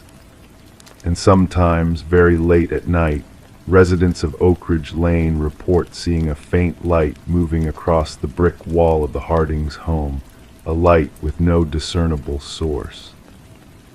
Crime 7, under a layer of linoleum, tiny tiles had been carefully arranged to form a massive, hidden mosaic. It showed a face, blank-eyed, mouth wide. A symbol was etched beneath it, repeated 3 times. One investigator recognized it from a case closed without resolution. The face in the floor matched the victim. In the small town of Mercer Creek, Washington, Eliza Darrow had been known for her quiet reliability. At 43, she had worked at the local library for almost 2 decades, cataloging books with meticulous precision. She lived alone in a modest craftsman house on Willow Street, a property she had inherited from her maternal grandmother 7 years earlier. Neighbors described her as polite but reserved, the kind of person who would wave from across the street but rarely stop for conversation. On Monday mornings, Eliza would arrive at the library at precisely 7:30 a.m. to prepare for the 9:00 a.m. opening. She sorted the weekend book returns, prepped the children's reading area, and made a pot of coffee for the staff room. This routine had been unbroken for 15 years, which is why when she didn't appear on March 17, 2023, Her coworker Diane Bennett immediately felt something was wrong. It wasn't like Eliza to miss work without calling, Diane later told Detective Marcus Halsey. And it definitely wasn't like her to leave her phone unanswered. I called 3 times before contacting the police. Officer Samuel Reynolds was the first to arrive at Eliza's home at 10:47 a.m. The morning was unusually cold for March, with a light drizzle that had been falling steadily since dawn. Eliza's blue Subaru Forester was parked in the driveway. The front curtains were drawn. The newspaper remained in its plastic sleeve on the front porch. Officer Reynolds knocked several times, announcing himself as law enforcement. When no response came, he moved to the side of the house and peered through the kitchen window. Nothing appeared disturbed. A mug sat on the counter beside the coffee maker. The light on the machine was off. I circled the property completely, Officer Reynolds noted in his report. No signs of forced entry were visible. Given the circumstances, a missing person who was reliable according to colleagues, a car in the driveway, no response at the door, I made the decision to enter the premises. The officer found a spare key under a decorative rock in the garden bed, a common but inadvisable hiding place that many homeowners still use. The house was silent as he entered through the back door, calling out Eliza's name. The kitchen was clean, almost clinically so. In the living room, a book lay open on the sofa, a pair of reading glasses folded neatly on the coffee table. The television was off. The thermostat read 68 degrees. Officer Reynolds moved through the dining room, where bills and correspondence were organized in small piles on a table. Nothing seemed out of order until he reached the hallway leading to the bedrooms. There, he noticed something unusual, a small section of the hallway floor where the old linoleum had been pulled back to reveal the subfloor. At first, I thought it might be a home renovation project, Reynolds later stated. But the way the flooring had been removed was unusual, not torn up, but carefully cut and peeled back, like someone was looking for something specific underneath. What Reynolds found beneath the linoleum would transform a routine welfare check into one of the most disturbing cases in Mercer Creek's history. The subflooring had been removed, revealing an older layer of small, colorful tiles. But these weren't random tiles from a previous renovation. They had been meticulously arranged to form what appeared to be a face, a crude but unmistakable human visage with hollow eye sockets and an exaggerated open mouth that seemed to be screaming. Below this unsettling image was a symbol, 3 overlapping triangles, repeated 3 times in sequence. Reynolds immediately called for backup. Detective Marcus Halsey arrived 40 minutes later, by which time the house had been secured as a potential crime scene. Halsey, a 15-year veteran of the department, had seen many unusual things in his career, but the mosaic floor left him visibly disturbed. "I've encountered odd things at crime scenes before," Halsey recalled later, but this was different. This wasn't random vandalism or the work of an opportunistic burglar. Someone had spent considerable time creating this artwork beneath the floor, and it wasn't new. Those tiles had been there for years, maybe decades, covered by the linoleum. The search for Eliza Darrow expanded throughout the house. In her bedroom, the bed was unmade, unusual for someone described by friends as meticulous. Her purse was on the nightstand, containing her wallet with credit cards and $43 in cash. Her cell phone was plugged into the charger beside the bed. In the bathroom, investigators found a half-full glass of water on the sink. The shower curtain was pulled back, revealing a tub that was clean and dry. A towel hung perfectly on the rack. Nothing indicated a struggle or forced entry. Eliza Darrow had simply vanished, leaving behind all her possessions, as if she had stepped out of her life between one moment and the next. As the investigation proceeded, Detective Halsey ordered the removal of more of the linoleum flooring. What they discovered was even more disturbing. The mosaic extended throughout the hallway and into the spare bedroom. More faces appeared, some screaming, others with expressions of terror or anguish, all rendered in the same crude style using tiny colored tiles.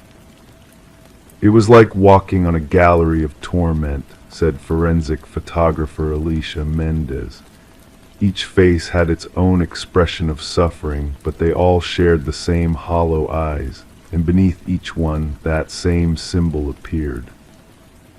The symbol, 3 overlapping triangles, wasn't immediately recognizable to the investigators. However, when images were circulated to other departments, Detective Halsey received a call from Portland Police Detective Warren Foster. Foster told me he'd seen that symbol before in a case from 2015, Halsey explained. A woman named Rachel Summers had disappeared from her home in Portland under similar circumstances. When they processed her house, they found the same symbol carved into the underside of a kitchen drawer. The case was never solved. The connection between the cases became even more disturbing when Detective Foster sent photographs of Rachel Summers. The resemblance to Eliza Darrow was striking. Both women were in their early 40s with shoulder-length brown hair, similar builds, and worked in positions related to books or education. Rachel had been an English professor at a community college. As investigators continued to process Eliza's house, they made another discovery. In the basement, behind a stack of storage boxes, they found a small door that had been wallpapered over to match the surrounding walls. The door led to a crawl space approximately 6 feet by 8 feet. Inside, they found a sleeping bag, a battery-powered lantern, and several empty water bottles. The space appeared to have been recently occupied. Someone had been living in Eliza's house without her knowledge, Detective Halsey concluded. The question was, for how long? Investigators interviewed neighbors who reported nothing unusual in the days before Eliza's disappearance. Mrs. Harriet Nelson, who lived across the street, mentioned seeing Eliza bringing in groceries on Sunday afternoon. She waved to me like she always did, Mrs. Nelson said. Nothing seemed out of the ordinary. The investigation took a new turn when technicians discovered partial fingerprints on the exposed mosaic tiles. The prints weren't in any database, but they were fresh, left within the past 48 hours according to the forensic analysis.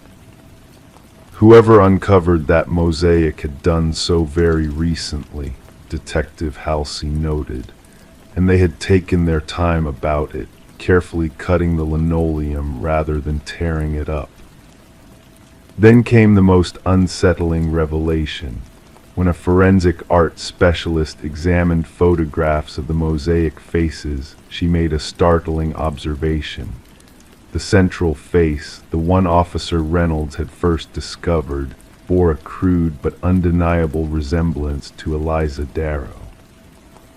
It wasn't an exact portrait, the specialist, Dr. Caroline Weber, reported, but the distinctive features, the slightly upturned nose, the wide-set eyes, the shape of the mouth, they matched Eliza's facial structure. Someone had created a mosaic representation of Eliza beneath her own floor, possibly decades before she ever moved into the house. The previous ownership history of the house revealed that before Eliza's grandmother had purchased it in 1977, it had belonged to a man named Robert Kinsey, who had lived there from 1962 to 1976. Kinsey had been a tile setter by profession. Police records showed that Kinsey had been questioned in connection with two missing persons cases in the late 1960s, but was never charged. He had died in 1989 in a nursing home after suffering from advanced dementia in his final years. The timeline doesn't make sense, Detective Halsey admitted in his case notes. How could Kinsey have created a mosaic resembling a woman who wouldn't move into the house until decades later? And what connection did this have to Eliza's disappearance now? As the investigation entered its second week, another disturbing discovery was made. In Eliza's email account, technicians found a message sent 3 days before her disappearance. It contained only a single line: "The faces beneath will be complete when you join them." The email had been sent from an account created just hours before the message was sent. The IP address traced back to a public library in Seattle, where security footage showed an unidentified person in a hooded jacket using a computer terminal. Their face was never visible to the cameras. The search for Eliza Darrow continued, with investigators following every possible lead. They learned that Eliza's grandmother had also disappeared under mysterious circumstances in 2015, shortly before Eliza inherited the house. The grandmother had been living in a retirement community at the time, and her disappearance had been attributed to confusion due to early dementia. She was never found. The case took yet another turn when Detective Halsey received a call from a detective in Eugene, Oregon. They had found another missing woman, another mosaic floor, and another 3-triangle symbol. This case dated back to 2009. "We're looking at a pattern spanning at least 15 years, Halsey told his team. 3 women, all with similar appearances, all with connections to books or education, all living in homes with hidden mosaic floors." 30 days after Eliza's disappearance, the case remained open, but leads had grown cold. The mosaic floor had been fully excavated and documented, revealing 12 different faces in total. Analysis suggested the tiles had been laid in the 1960s during Kinsey's ownership of the house. Then on day 31, Eliza's library card was used at a small branch library in Tacoma, 40 miles from Mercer Creek. Security footage showed a woman who resembled Eliza, but her face was obscured by a scarf and sunglasses. She checked out a single book, Patterns in Mosaic Tile Work, a History. By the time police arrived at the library, the woman was gone. The librarian who had processed the checkout described her as distracted and said she had spoken very little. She seemed nervous, the librarian recalled. Her hands were shaking when she handed me the card. The investigation continues. Eliza Darrow remains missing. The mosaic floor in her hallway has been covered again, this time with plywood sheets. But sometimes, late at night, neighbors report hearing sounds from the empty house, like someone walking slowly down the hallway, tile by tiny tile. The 3-triangle symbol has now been linked to 5 different cases across 3 states. Each case involves a missing woman. Each case remains unsolved. And in each home beneath modern flooring, investigators have found faces rendered in mosaic tile, faces that somehow resemble the missing women. Detective Halsey still visits Eliza's house once a week, walking through the silent rooms, standing on the covered hallway floor, and wondering who might be looking up at him through the layers of plywood and history, and whether Eliza Darrow has now joined them in whatever realm exists beneath the surface of everyday life. The case remains open. Crime 8 deep, jagged indentations ran along the wooden frame, human but unusually spaced. The mirror itself was uncracked but smudged in a strange spiral. When wiped clean, handprints appeared on the inside of the glass, pressing out from the other side. Then a new mark formed, a fresh bite. Mary Whittaker first noticed the peculiar marks on the antique mirror 3 days after her daughter Elise went missing from their home in Cedar Springs, Michigan. It was an unremarkable Tuesday in October 2018 when 19-year-old Elise failed to return from her evening psychology class at the local community college. Mary had purchased the ornate Victorian mirror at an estate sale just weeks before. She would later tell detectives that she regretted the purchase more than anything else in her life. Cedar Springs wasn't accustomed to missing persons cases. With just under 3,600 residents, it was the kind of town where neighbors still borrowed cups of sugar from one another and left doors unlocked at night. Elise was known as a quiet, responsible young woman who worked part-time at the public library and kept mostly to herself. She had a small circle of friends, maintained a 3.8 GPA, and had never been in any trouble. Her routine rarely varied. Each Tuesday and Thursday evening, she would drive her blue 2012 Honda Civic to class, return home by 9:15 p.m., make a cup of chamomile tea, and study until midnight. On the night of October 23rd, security cameras captured her leaving the campus parking lot at 8:47 p.m. Her car was later found undisturbed in the driveway of her mother's craftsman-style home on Elm Street, the driver's door slightly ajar, her backpack still on the passenger seat. She must have made it home, Detective Samuel Haywood said during the first press conference. But after that, we have nothing. Haywood, a 20-year veteran of the Cedar Springs Police Department, had investigated only 2 other disappearances in his career, both runaways who were found within 48 hours. Mary Whittaker remembered hearing the front door open that night, the familiar sound of Elise's keys dropping into the ceramic bowl on the entryway table, and the softer thud of her backpack hitting the passenger seat as she left it in the car. But Mary had been absorbed in a phone call with her sister in Grand Rapids and hadn't gone downstairs to greet her daughter. It was the last normal moment in what would become an increasingly disturbing case. The initial investigation revealed no signs of forced entry, no struggle, and no indications that Elise had packed to leave. Her toothbrush remained in the bathroom holder. Her antidepressants, prescribed after her father's death 2 years prior, sat in their weekly pill organizer, Wednesday's compartment still full. Her passport remained in the desk drawer.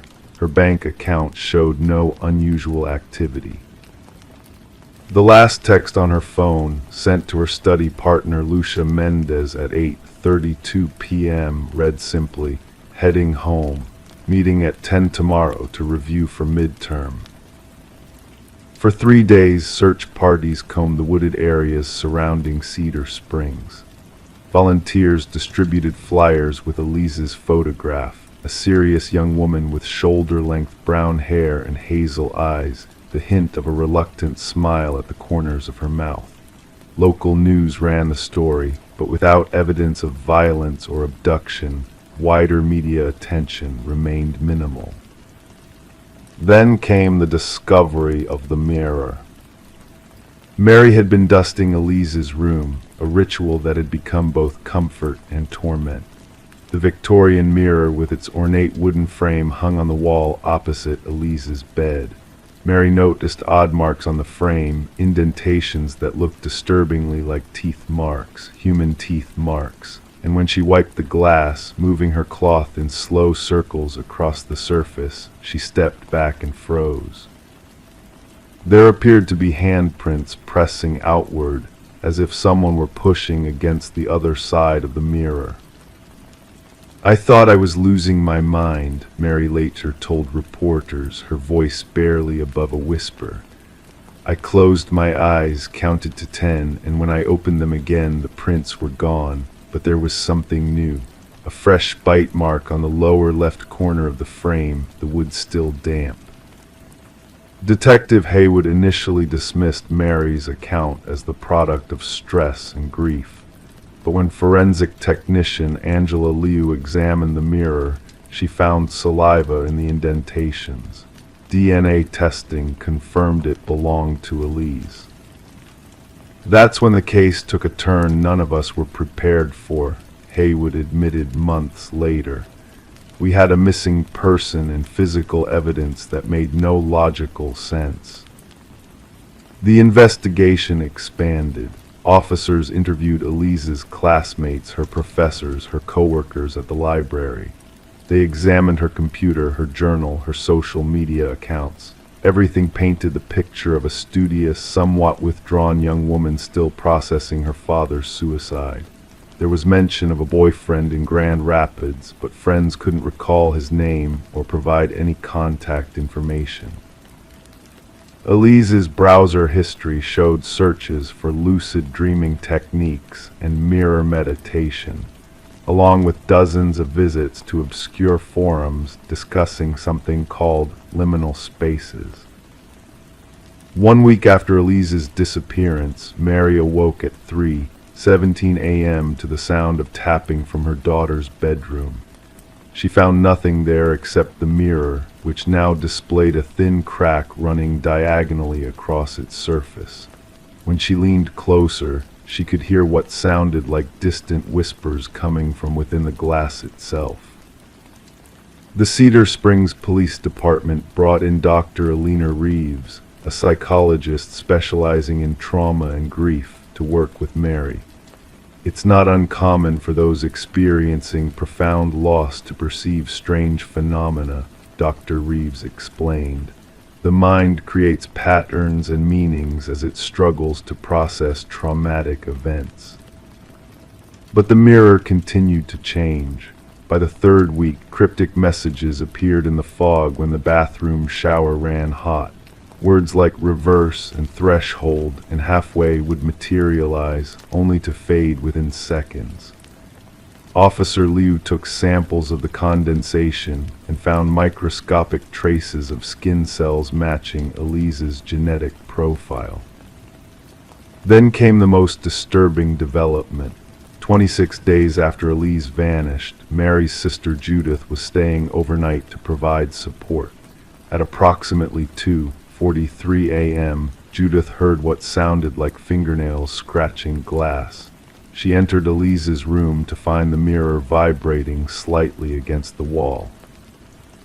Using her phone, she recorded a 17-second video in which a faint voice, later confirmed by audio analysts to match Elise's vocal patterns, can be heard saying, "I'm still here. I can see you, but you can't reach me. The mirror goes both ways." The recording transformed the investigation. What had been treated as a missing person case with unusual elements became something police struggled to categorize. Some officers refused to enter Elise's room. Others requested transfers. Detective Haywood, however, became obsessed with the mirror.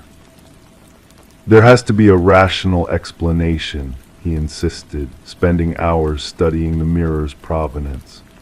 The antique had been purchased at the estate sale of Herbert Daniels, a retired physics professor who had died 3 months earlier at age 87. Neighbors described Daniels as eccentric but harmless, often speaking about membranes between realities and quantum observation effects. His house had been filled with mirrors of various sizes and shapes, most arranged to reflect one another in complex patterns. Daniel's journals, recovered from his home, contained thousands of pages of equations and cryptic notes about transit points and observer-dependent reality tunnels. One passage, dated just weeks before his death, read, "Success at last. The boundary is permeable when properly prepared, but transit requires exchange, something for something, someone for someone." 4 months after Elise's disappearance, with the case at a standstill, Mary Whittaker made a decision. Against police advice, she positioned herself before the mirror at midnight, placed her palms against the glass, and waited. For 3 hours, nothing happened. As dawn approached, Mary began to weep, her forehead pressed against the cool surface. Then the glass warmed beneath her touch. Security cameras installed in the room captured what happened next. The mirror's surface appeared to ripple like disturbed water. Mary's reflection blurred, shifted, and was replaced by the image of Elise, wearing the same clothes she had disappeared in. Mother and daughter pressed their hands against opposite sides of the glass. Their lips moved in conversation, though no audio was recorded. Then, in a motion too quick for the camera to capture clearly, they seemed to exchange places. When police responded to an automated alarm, they found the room empty except for the mirror, now shattered into hundreds of pieces. Neither Mary nor Elise has been seen since. Forensic analysis of the glass fragments revealed nothing unusual about their composition. The frame, however, contained a hidden compartment with a handwritten note in what experts confirmed was Mary's handwriting. "I understand now. I'm going to bring her back. If I don't return, destroy every mirror in the house." Cedar Springs has since been plagued by rumors and theories. Some believe Mary had a psychotic break and harmed both herself and her daughter. Others point to Herbert Daniels' research into theoretical physics as evidence of something beyond current scientific understanding. A small but vocal group insists the entire event was an elaborate hoax. Detective Haywood retired early, citing health concerns, though colleagues note he removed all mirrors from his home and covered reflective surfaces with black paint. Angela Liu transferred to a crime lab in Seattle, but continues to study samples from the case in her free time. Dr. Reeves has published several papers on what she terms collective delusion in isolated communities, using Cedar Springs as her primary case study. The Whittaker house remains unoccupied, its windows boarded up after repeated break-ins by curiosity seekers and self-proclaimed paranormal investigators. The one consistent report from those who have entered illegally is the persistent sound of tapping from within the walls, like fingernails on glass, always just out of sight. Elise's case remains officially open but inactive. Her blue Honda Civic sits in an impound lot, gathering dust. Her backpack and its contents, textbooks, a half-empty water bottle, and a compact mirror with a crack across its surface are stored in an evidence locker at the Cedar Springs Police Department. And sometimes, late at night, dispatchers receive calls from the Whittakers' disconnected home phone. When answered, the line contains only silence and what sounds like distant breathing, or perhaps just static, echoing across an impossible divide. Crime 9 piled high in every corner, blankets of all sizes, colors, and fabrics, some new, others decades old. One had a name sewn into the edge, Mara. Another had a hospital tag attached. The one at the very bottom was soaked through and wrapped around something soft and still breathing. In the small town of Millfield, Connecticut, everyone knew Sarah Winters as the kind woman who lived at the end of Oak Lane. She was 63, with silver-streaked hair always pulled back in a neat bun, and eyes that crinkled when she smiled at the neighborhood children. For 28 years, she had worked as a nurse at Millfield General Hospital, retiring only 3 years ago to enjoy her garden and her quiet. The neighbors would see her tending to her roses every morning, watering them methodically with an old copper watering can, always before 8 a.m. Sarah lived alone since her husband Thomas passed away 5 years earlier. Their only son Michael had moved to Seattle after college and visited only during holidays. She kept to herself mostly, attending church on Sundays and occasionally hosting her quilting circle on Wednesday afternoons. Her house, a 2-story colonial with faded blue shutters and a wraparound porch, was always immaculately maintained, the lawn mowed in perfect lines, the hedges trimmed to precise heights. Detective Laura Simmons would later note in her report that the exterior of the residence gave no indication of the conditions that would be discovered within. It started on a Tuesday in October, when Elaine Porter from across the street noticed that Sarah's copper watering can had been lying on its side for 3 days. The roses, usually so carefully tended, were beginning to wilt. Elaine called Sarah's phone, but there was no answer. She considered walking over but hesitated. Sarah valued her privacy, and they weren't close friends, just neighborly acquaintances who exchanged waves and occasional comments about the weather. By Friday, when the mailman mentioned to Elaine that Sarah's mailbox was overflowing, she finally called the police to request a wellness check. Officer James Dalton arrived at 3:15 p.m. He knocked several times, circled the property, and peered through windows. Everything looked normal, though the house was unusually dark for mid-afternoon. When he tried the front door, he found it unlocked, the first unusual detail in what would become one of Millfield's most disturbing cases. The house was cold inside. Officer Dalton called out but received no response. The living room was orderly, with furniture arranged precisely and surfaces dusted. The kitchen showed signs of recent use, a teacup in the sink, a loaf of bread on the counter, a refrigerator humming softly with fresh groceries inside. Nothing seemed out of place except for one detail that Officer Dalton's trained eye caught immediately. The door to the attic was open, with a kitchen chair positioned directly beneath it. "Ms. Winters," he called, his voice echoing through the silent house. "Sarah Winters, this is Officer Dalton with the Millfield Police Department. Are you home?" The silence that followed was heavy and unnatural. Officer Dalton radioed for backup before climbing the stairs. The second floor was as neat as the first, bed made with hospital corners, bathroom towels hung perfectly straight, reading glasses placed on a nightstand next to a dog-eared mystery novel. Nothing suggested a struggle or hasty departure. When Officer Andrea Hayes arrived 15 minutes later, she found Dalton standing at the foot of the attic ladder, looking up into the darkness.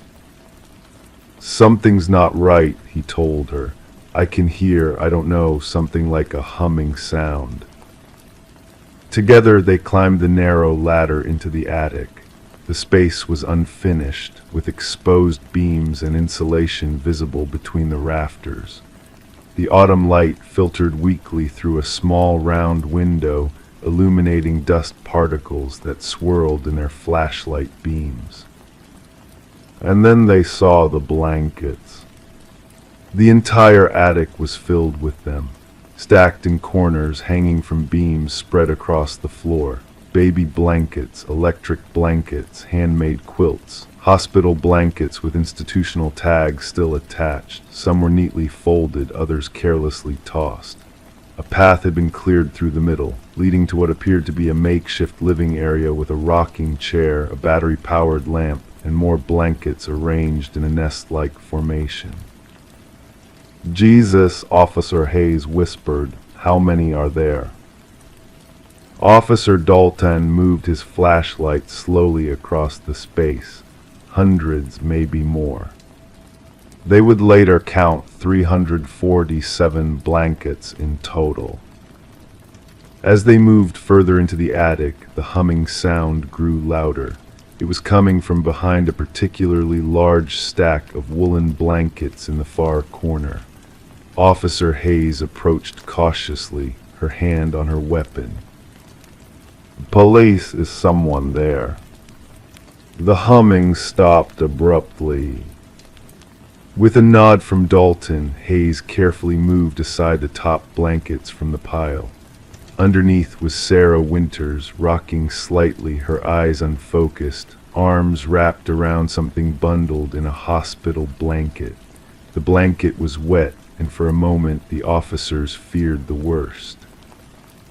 But then the bundle moved. "Ma'am," Dalton said softly, kneeling beside her.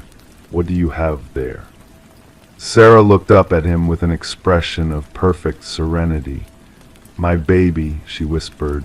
"She gets cold, you know. Babies always get cold." Hayes gently pulled back a corner of the blanket. Inside was not a baby, but a small gray cat, barely alive, its fur matted and damp from being constantly wrapped and unwrapped. The subsequent investigation would reveal a story more complex and heartbreaking than anyone in Millfield could have imagined. Sarah Winters had indeed been a nurse at Millfield General, specializing in the neonatal intensive care unit. Her colleagues described her as dedicated, meticulous, and deeply compassionate. In her 30 years of nursing, she had cared for hundreds of premature and sick infants, many of whom she had helped save. But there was one she couldn't save. In 1983, Sarah had given birth to a daughter, Mara, 3 months premature. Despite receiving the best possible care, Mara lived only 4 days. Sarah returned to work 6 weeks later, throwing herself into caring for other people's babies with a determination that her colleagues found admirable, if somewhat concerning.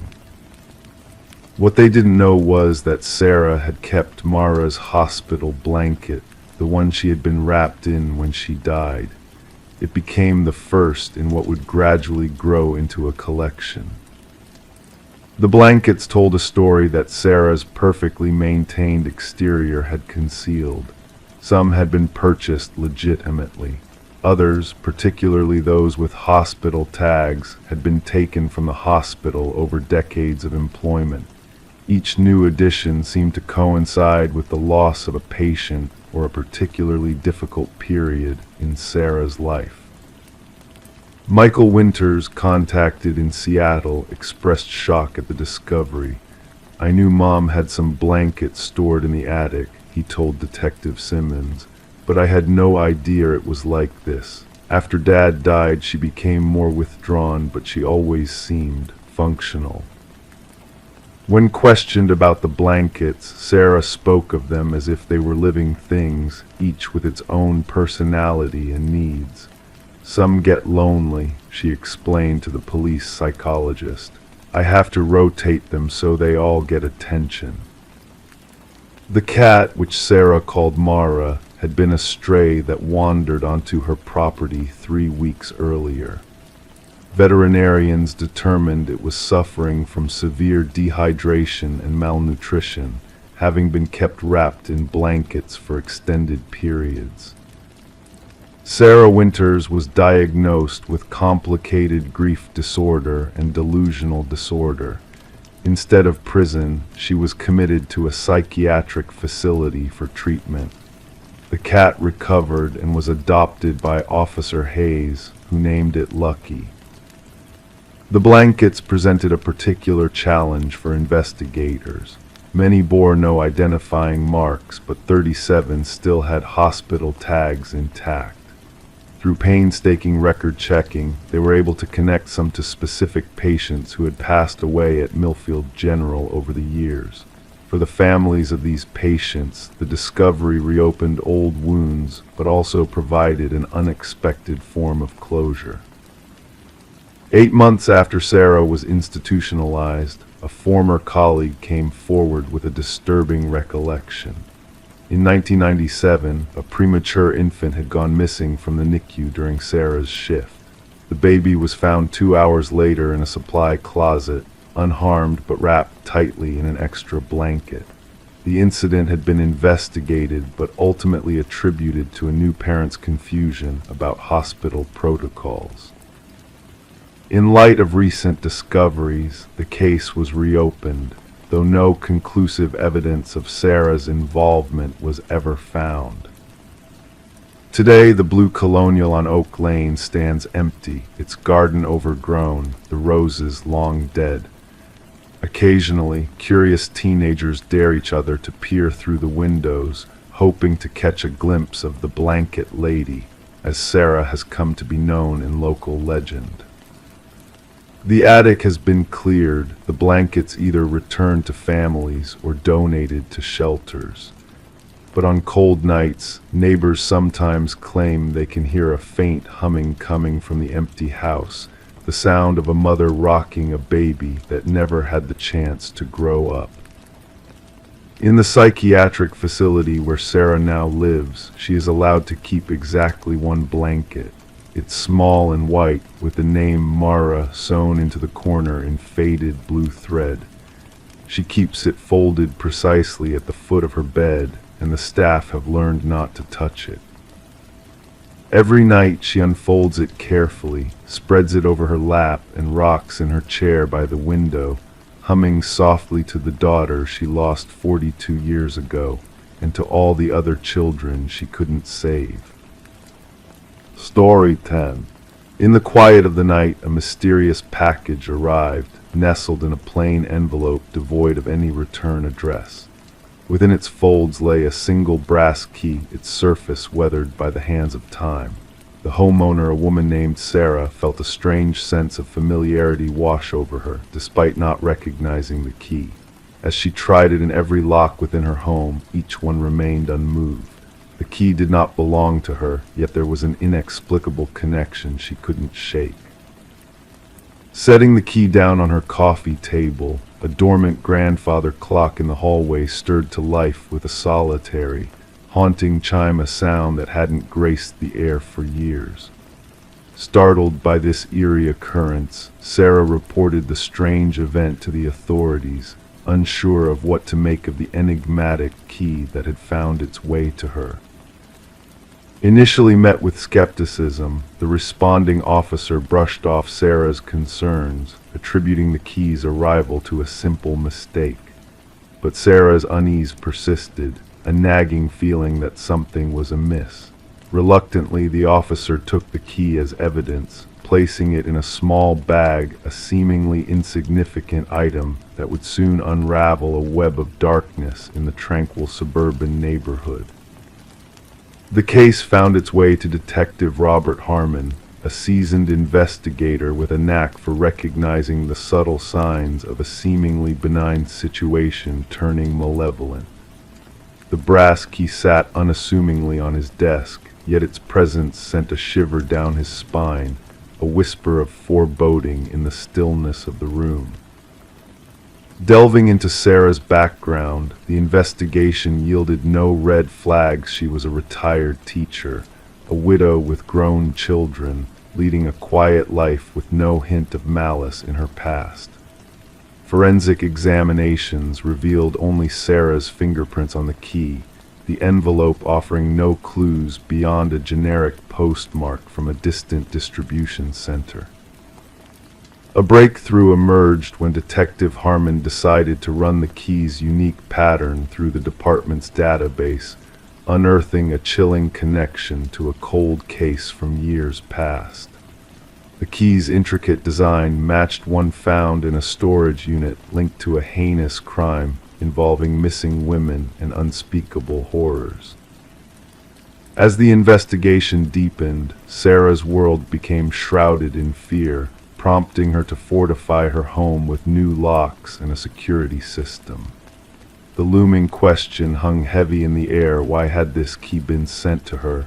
What sinister purpose lay behind its delivery? A fresh analysis of the evidence led investigators to Harold Jenkins, a former neighbor of Sarah's with a shadowy past and an unsettling connection to the key's origins. Jenkins, a man of elusive movements and hidden motives, had meticulously concealed his trail, leaving behind no digital footprint to trace. The true extent of the horror unfolded when a hidden chamber was discovered beneath the floorboards of a cabin linked to Jenkins, a chamber containing rows of brass keys, each bearing a name and a date, a grim tally of lives taken. The excavation unearthed a graveyard of secrets, revealing the grim reality of Jenkins' atrocities. Amidst a nationwide manhunt for Jenkins, the community grappled with the revelation of a predator lurking in their midst, camouflaged by a facade of normalcy. The hunt culminated in a tense standoff where Jenkins, facing the specter of his crimes, chose to meet his end rather than face justice. In the aftermath, a journal left behind by Jenkins shed light on his twisted motives, his fixation on Sarah, and the macabre dance of darkness he had orchestrated. The keys, silent witnesses to unspeakable acts, stood as a grim testament to the lives stolen and the horrors that had unfolded behind closed doors. As the community sought to heal from the wounds inflicted by Jenkins' reign of terror, Sarah found solace in a new beginning, forever changed by the brush with darkness that had invaded her once peaceful existence. The clock's hollow chime, once a harbinger of unease, now served as a reminder of the fragility of safety and the shadows that lurk in the corners of the everyday. The case of the Keymaster remains a haunting reminder of the evil that can hide in plain sight, a cautionary tale etched in the annals of a community forever scarred by the horrors that unfolded within its midst. And as the stars whispered secrets in the night sky, the keys sat silent in their evidence locker, guardians of a truth too terrible to unlock a truth that would forever haunt the dreams of those who dared to listen.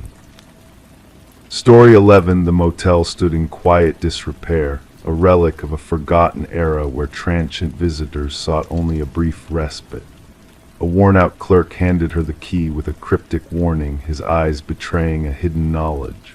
"Just avoid the last door on the left," he whispered, a hint of unease in his voice. Intrigue tugged at her curiosity.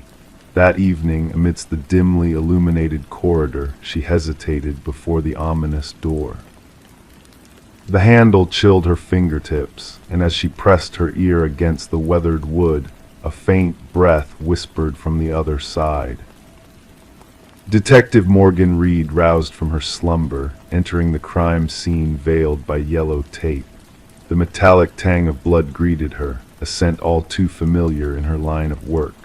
The room bore a stark duality, pristine bathroom juxtaposed with the grisly scene before her. A young woman lay lifeless on the floor, her golden locks splayed like a halo, eyes fixed on the ceiling in eternal surprise or fear. Reed knelt beside the victim, mindful not to disturb the markers that dotted the floor. "Third one this season," remarked the forensic technician, his tone devoid of emotion as he captured the macabre scene through his lens. Same signature as before. Reed absorbed the information in silence. The victim's attire clashed with the motel's shabby surroundings, a stark incongruity. No robbery had taken place here. A different motive lurked in the shadows. The motel manager lingered in the background, his pallor ashen with dread. "She checked in alone, paid in cash. I never imagined," his voice faltered. "The maid discovered her during routine cleaning." Reed surveyed the room, noting the absence of forced entry or defensive wounds. The victim had welcomed her assailant willingly, or perhaps already knew them. Back at the precinct, Reed pinned up photos of the three victims with uncanny resemblances. The media buzzed with speculations of a serial predator haunting the community. "Autopsy results are in," announced Detective Hayes, dropping a file on Reed's desk. "Strangulation manual, no DNA evidence under the victim's nails, no signs of assault." Reed furrowed her brow. This was no random act, it bore the mark of personal vendetta. Days blurred together as the investigation delved deeper. Surveillance tapes yielded no leads, painting a picture of a meticulous predator operating in the shadows. The victim, Elaine Werner, defied the profile of a motel guest, her meticulous nature at odds with her chosen accommodations. A breakthrough emerged during Reed's interview with Werner's sister, hinting at a clandestine relationship with a mysterious figure known only as C. The focus shifted to Werner's workplace, where colleagues painted her as a reserved professional. A business card hidden in her desk led Reed to Charles Emerson, a senior vice president whose polished exterior hid darker truths. Emerson's alibi appeared airtight, but a fleeting flicker in his eyes betrayed a deeper complexity. Forensic evidence linked Emerson to the crime, unraveling a web of deceit and obsession. He confessed to an affair with the victim, but denied any involvement in her demise. Yet his meticulously crafted facade crumbled under the weight of incriminating proof, a voyeuristic obsession with women resembling his wife, orchestrated encounters in seedy motels, and the chilling execution of his victims to safeguard his secrets. The trial unfolded swiftly, condemning Emerson to a life behind bars.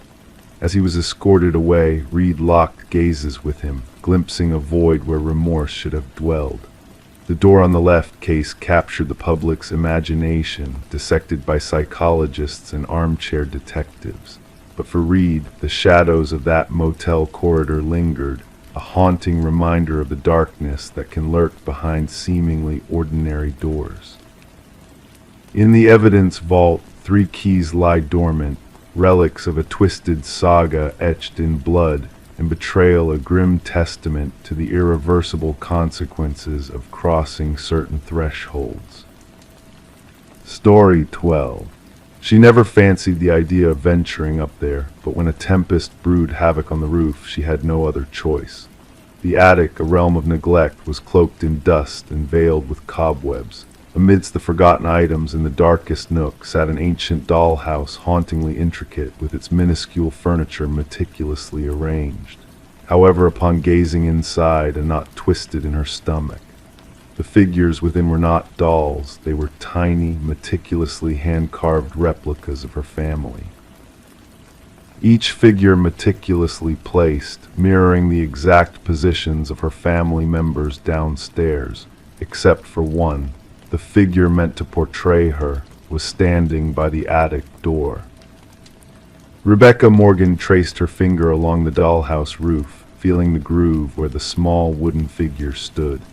A shiver coursed through her body, unrelated to the wintry draft whispering through the rafters. The dollhouse had no place in this attic. This wasn't her childhood abode, but a rental property her family had recently moved into. The case commenced with Rebecca's frantic call to the authorities. Officers arrived at the suburban abode to find a family in distress, nestled in the living room, refusing to ascend the stairs. The lead investigator, Detective Sarah Harmon, initially brushed off their concerns as an elaborate prank, or perhaps the vivid imagination of a family adapting to a new dwelling. The meticulousness struck me, Detective Harmon would later recount. Each tiny figurine captured a unique trait of every family member: the father's receding hairline, the teenage son's hoodie, even the mother's small birthmark.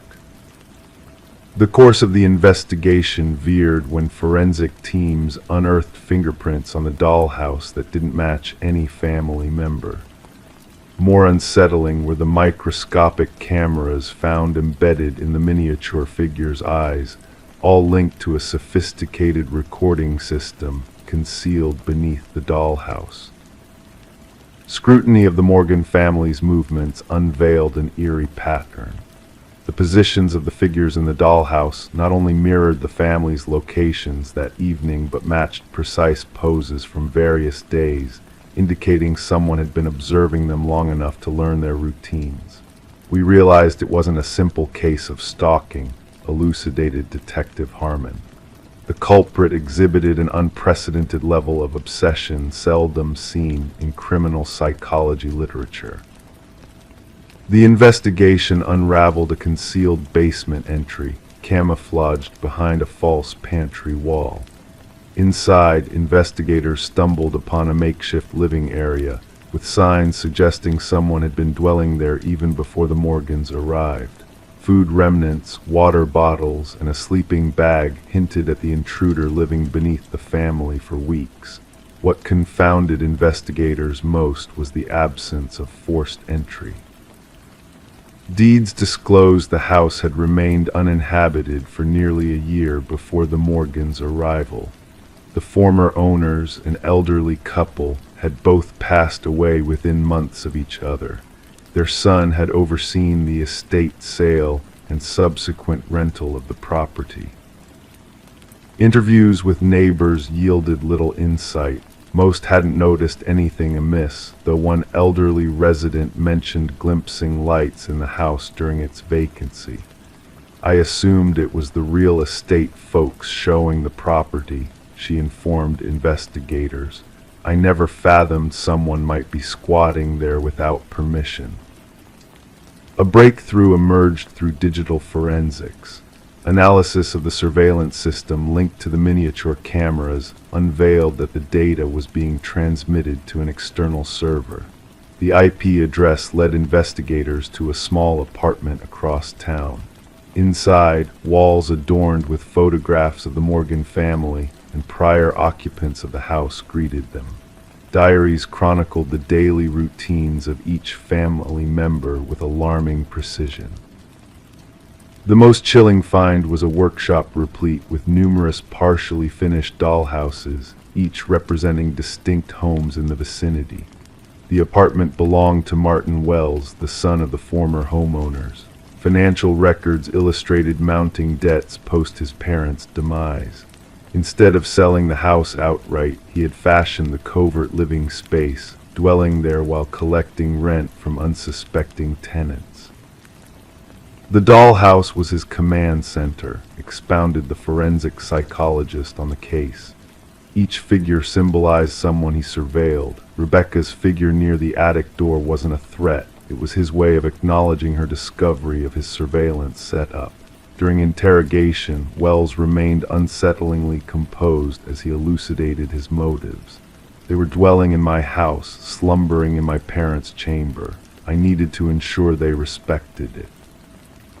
When probed about the positioned figures, he simply stated, I wanted them to know I was always watching. Psychological evaluation unveiled a convoluted case of possessive delusion.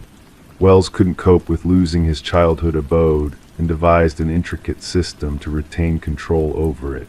The dollhouse evolved into a means for him to possess both the property and its occupants. The Morgan family never set foot in the house again. Rebecca later recounted that the most haunting moment wasn't discovering the dollhouse, but comprehending its implications. Someone had been observing us all along, measuring our lives, turning us into playthings. The true terror wasn't the dollhouse itself, it was realizing that, in his mind, we were merely puppets to be positioned and watched. Wells faced multiple charges including stalking, invasion of privacy, illegal surveillance, and trespassing. The case spurred a reevaluation of real estate disclosure laws concerning property deaths and the responsibility of agents to ensure homes were adequately vacated before new residents moved in. During his sentencing, the judge acknowledged the profound violation the Morgan family endured. You didn't just infiltrate their home, you invaded their sense of security and independence. You witnessed their most intimate moments and recreated them for your amusement. What makes this case particularly unsettling to criminologists is how long Wells might have remained undetected if Rebecca hadn't discovered the dollhouse. Examination of his diaries implied he had been covertly living within homes for nearly 2 years, moving from one property to the next, crafting dollhouses of each family under surveillance. The Morgan family eventually settled in a new abode far away, but Rebecca confessed in her victim impact statement that she still checks closets and crawl spaces regularly. She purged their new residence of all dollhouses and miniatures. Some days I still sense eyes upon me, she divulged. I wonder if somewhere, someone is still manipulating a tiny version of me in a dollhouse I haven't unearthed yet. Story 13. The aged apartment held secrets within its walls, pipes that murmured, floorboards that whispered. Yet the new tenant sensed a difference in the sounds she heard. The footsteps above were too deliberate, too precise for a building settling into the night.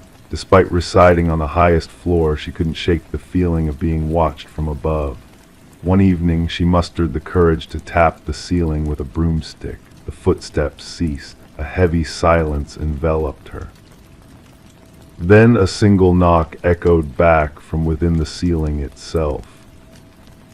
Sarah Coleman chose to keep the knocking incident to herself, attributing it to the building's settling or perhaps a stray animal seeking refuge in the attic. Night after night, the rhythmic footfalls persisted, tracing invisible paths across her ceiling in the darkness. Sarah adapted, drowning out the unsettling sounds with blaring television volumes and headphones at bedtime, desperate to escape the methodical cadence that haunted her nights. Detective Morris stumbled upon the peculiar apartment through a maintenance worker's discovery during routine repairs. A hidden crawlspace was found behind a section of drywall outside Sarah's unit, revealing a passage not documented in the building plans. Inside, a makeshift living space unfolded scattered food wrappers, empty water bottles, a stained blanket, and a worn notebook. Alarmed, the building superintendent summoned the police.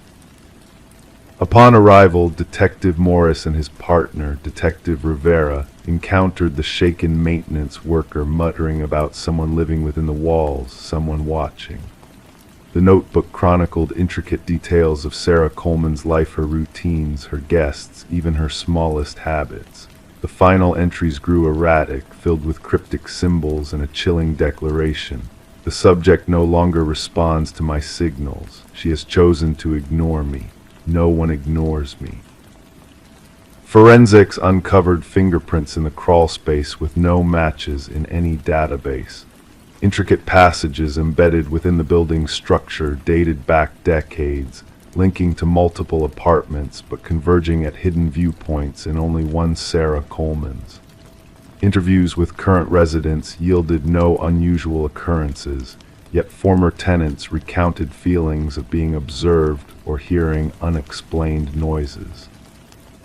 3 previous occupants described a sense of unease, with one fleeing after a mere fortnight, their experiences left unreported out of fear of sounding paranoid. A breakthrough emerged when forensics detected microscopic blood spatter in one of the crawl spaces, DNA tracing back to Martin Weaver, a previous resident who vanished mysteriously 4 years prior. Martin had resided directly beneath Sarah's apartment.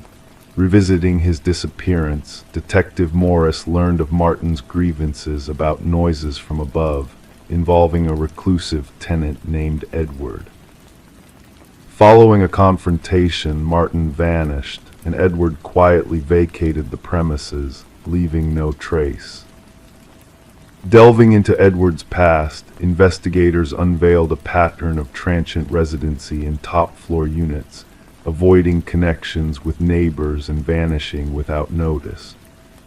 A remote cabin discovered on rural land exposed a sinister obsession: photographs of former residents, intricate maps of building structures, and disturbing journals detailing his specimens and habitat maintenance.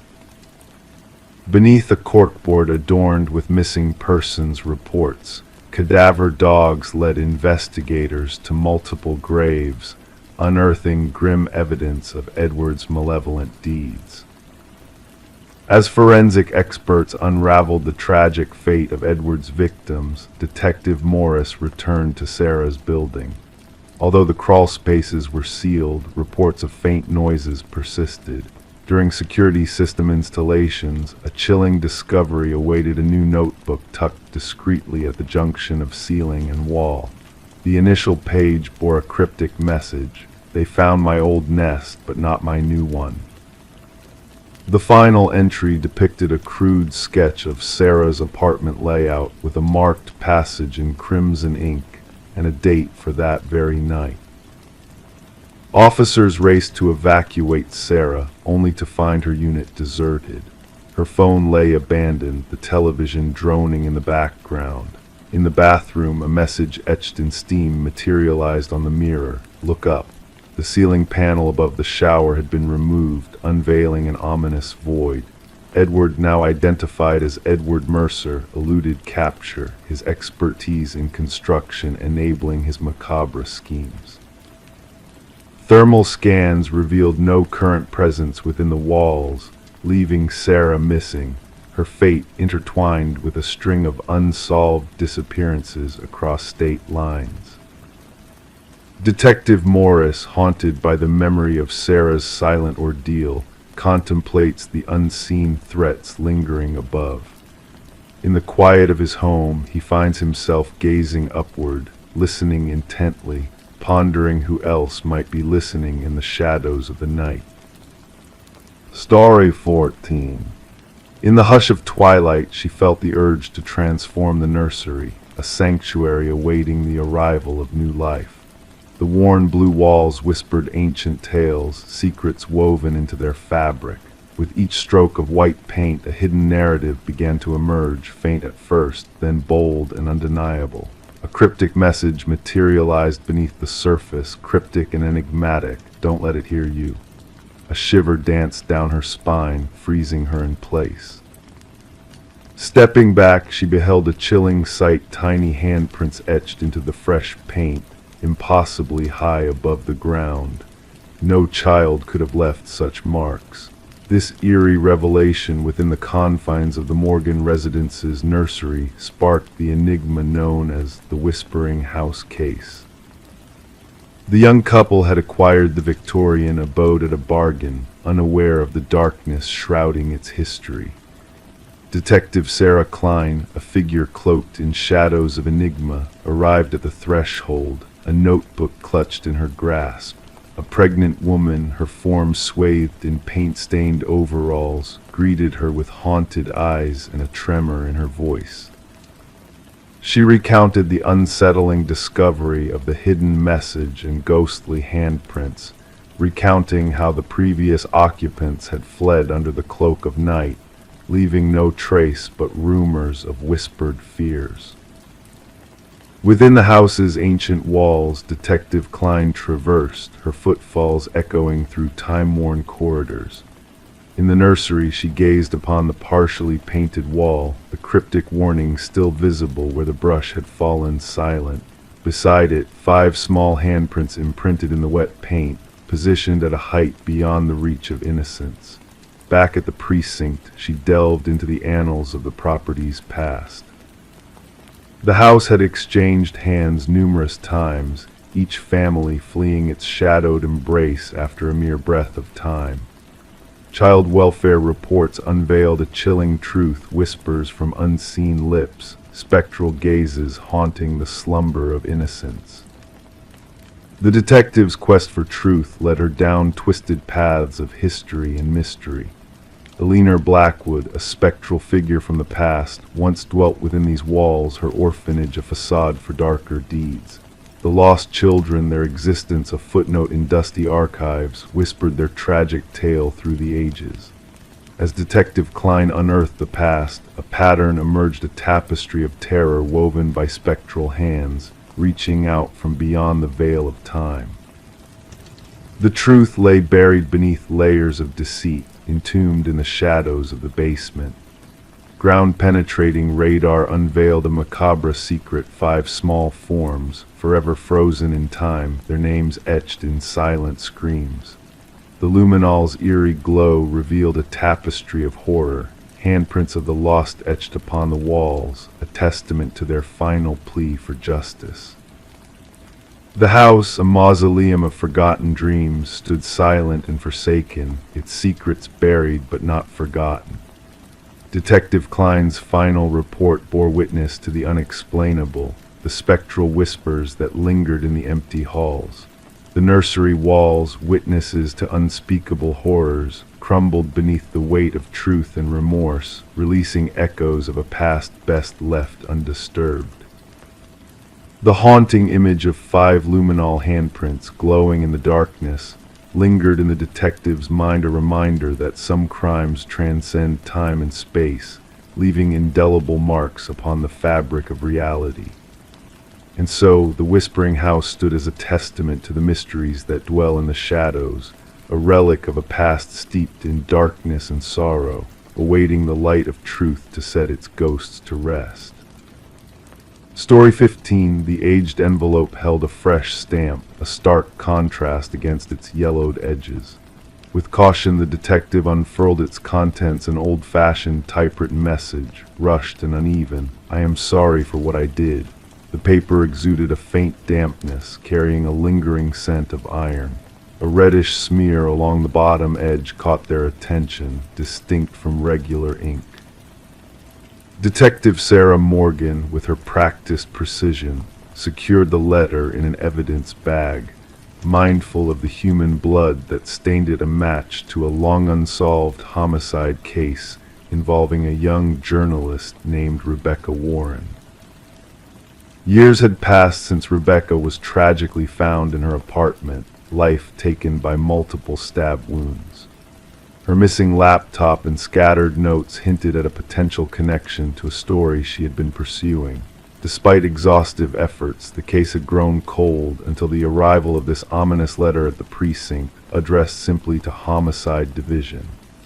Lacking clear fingerprints but hinting at gloved hands, the letter bore a crucial postmark, reigniting hope within Morgan's team. Gathering her colleagues in the dimly lit briefing room, Morgan emphasized the significance of the new lead. The remorse evident in the letter, she believed, signaled a shift in the case. Detective James Chen, her steadfast partner, offered a counterpoint, the possibility of a calculated act designed to mislead.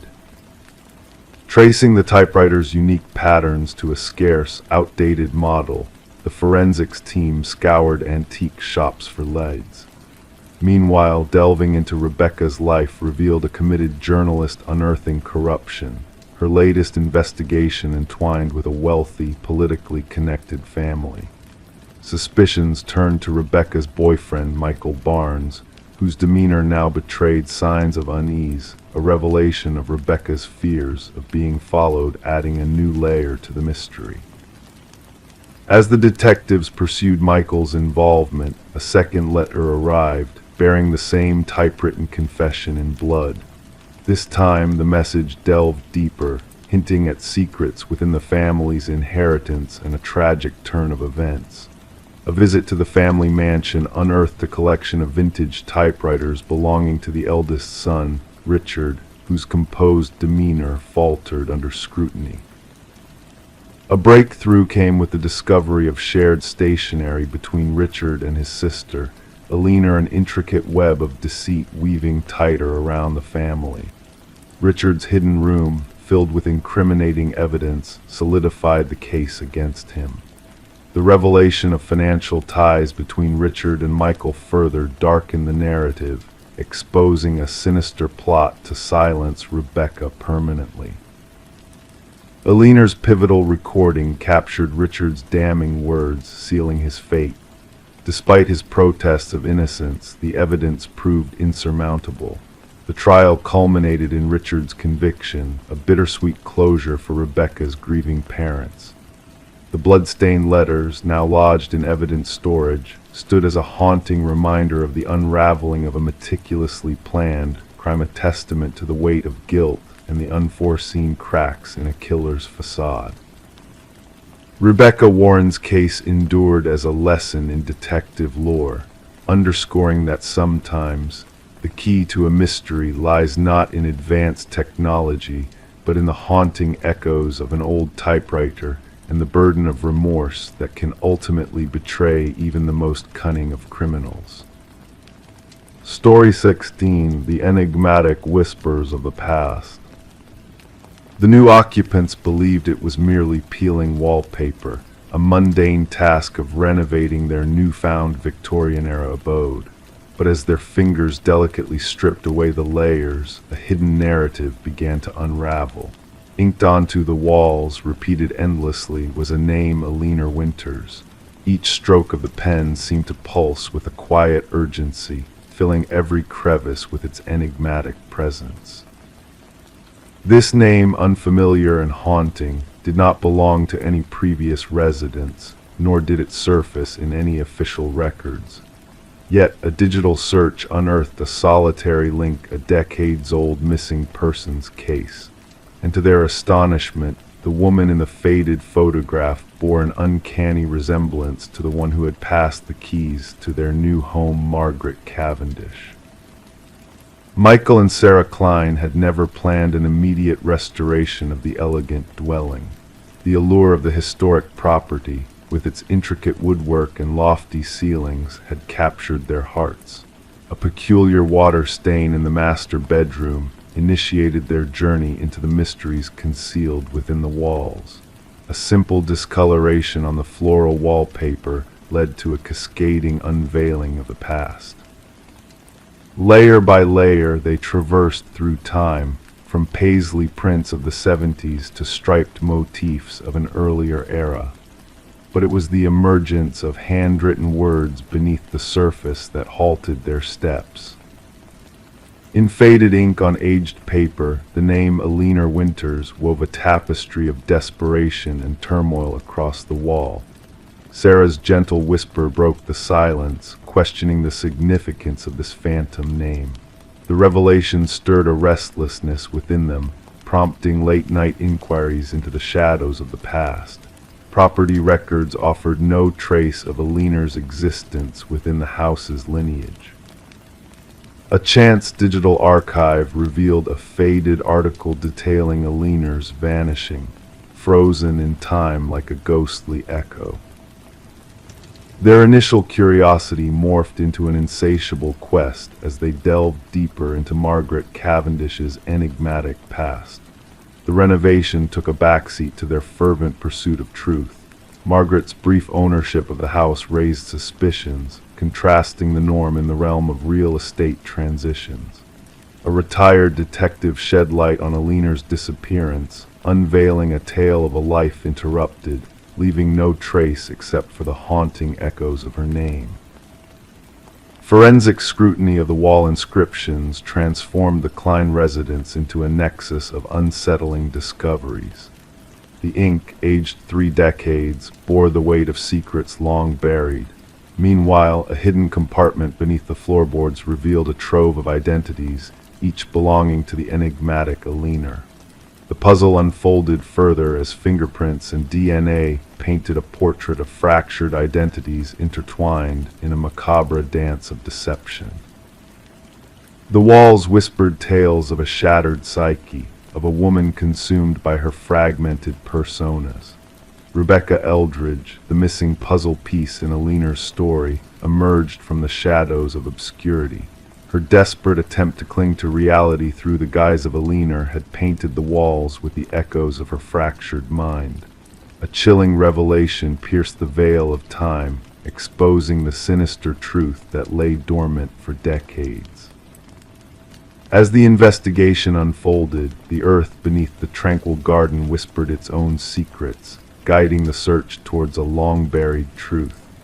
Alina's remains, silent witnesses to a tragedy long forgotten, emerged from their earthen cocoon. Rebecca's elaborate charade, donning the persona of Margaret Cavendish, crumbled under the weight of irrefutable evidence. The walls that once bore the weight of confession now stood as silent witnesses to a crime of passion and obsession. For Alina's kin, closure arrived with a bittersweet embrace, decades overdue. And for Michael and Sarah Klein, their dream home transformed into a haunting relic of a dark past. The whispers of the walls resonated with the echoes of a tragedy long concealed, etching their names into the annals of true crime lore. The house, once steeped in charm and allure, now stood as a monument to the enigmatic whispers of the past, where every creak and rustle held a tale of fractured identities and lost souls. Story 17: The Enigmatic Manor. The new residents of the old Victorian manor initially dismissed the crackling of the antiquated intercom system as a quaint peculiarity, a relic of a bygone era, now silent and forgotten in the shadows of time. Yet one fateful night, curiosity gripped the husband, prompting him to press the dusty button. A A mysterious whisper crackled through the speaker, sending shivers down his spine. "Why did you come back?" The words hung in the air, unsettling in their ambiguity. Startled, the husband recoiled, his trembling hands betraying his unease. His wife, a silent presence behind him, denied ever uttering those words. The manor itself seemed to hold its breath, nestled among ancient oak trees, its exterior weathered by years gone by, concealing the modern elegance within. Daniel and Meredith Parker, the new proprietors, had been drawn to the property by its rich history, despite the real estate agent's subtle apprehension during the initial tour. Detective Sarah Reeves arrived at the manor, her unmarked vehicle announcing her presence with a soft crunch of gravel under the tires. The call had hinted at a possible break-in, but the undertone in the dispatcher's voice hinted at a deeper mystery. Daniel, his complexion ashen in the dim light of the porch, welcomed Detective Reeves inside, eager to share his unsettling experience. "It all began with the intercom," he revealed, leading the detective through the ornate foyer. Static at first, then murmurs, and finally coherent sentences. My wife thought I was imagining things until she heard it too. In the living room, Meredith sat rigid on an antique sofa, her hands tightly clutching a steaming mug left untouched. Without preamble, she disclosed their discovery hidden behind a wall, a small, aged journal uncovered during renovations to expand the kitchen pantry. Daniel recounted how, within the journal's delicate pages, the elegant yet frantic script of a woman named Alina unfurled a tale of suspicion and dread. Alina, the previous owner, had chronicled her escalating fear of her husband Vincent's malevolent intentions.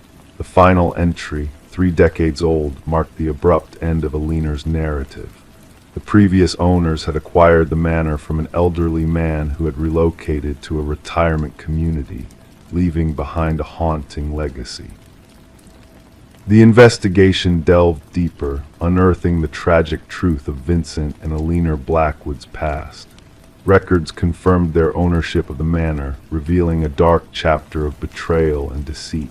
Vincent had sold the house after Alina's disappearance, perpetuating a facade of her abandonment without legal validation. As forensic analysis unearthed human remains beneath the garden shed, the sinister reality of Alina's fate came to light. A woman in her 40s, bearing signs of violence to her skull, lay buried beneath the concrete foundation. A gold wedding band engraved with the words "To Alina, my eternal love," served as a poignant testimony to the tragedy that had unfolded within the manor's walls. Vincent Blackwood, now aged and confined to a care facility, acknowledged the charges leveled against him with chilling composure.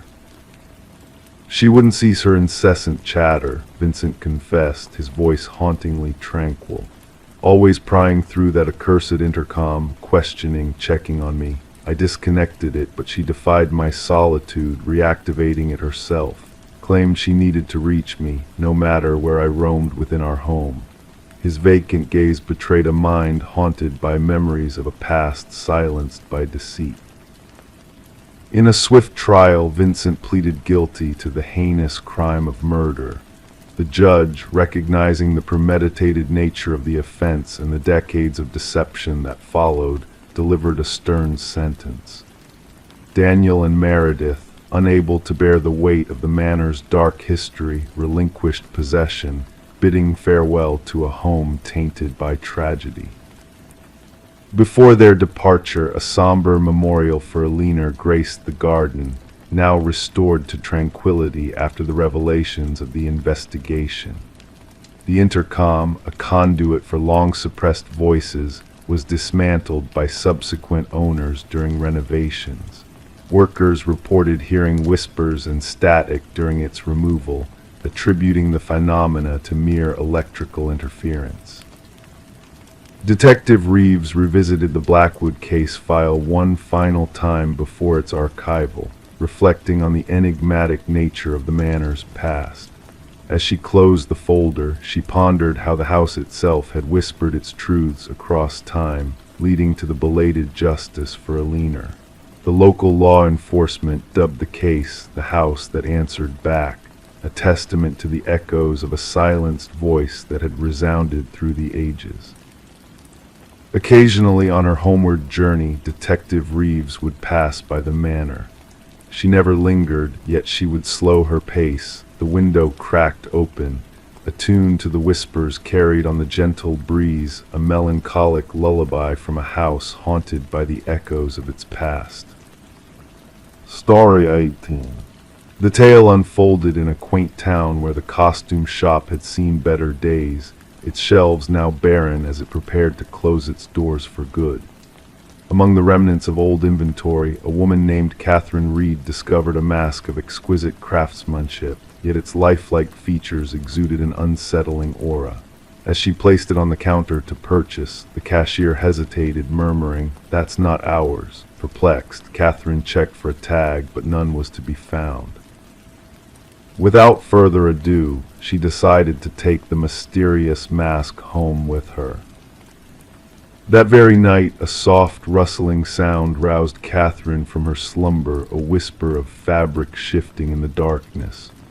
Her heart quickened as she realized the mask was no longer resting on the dresser where she had left it.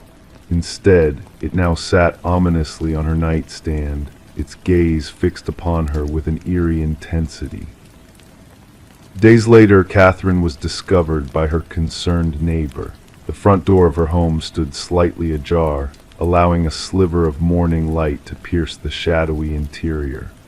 What awaited inside was a scene that would perplex investigators for years to come.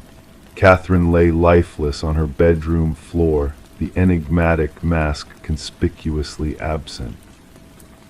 Detective Morgan arrived at the scene as forensics meticulously documented every detail. The rhythmic clicks of the shutters served as a somber backdrop to the whispered conversations of the investigators.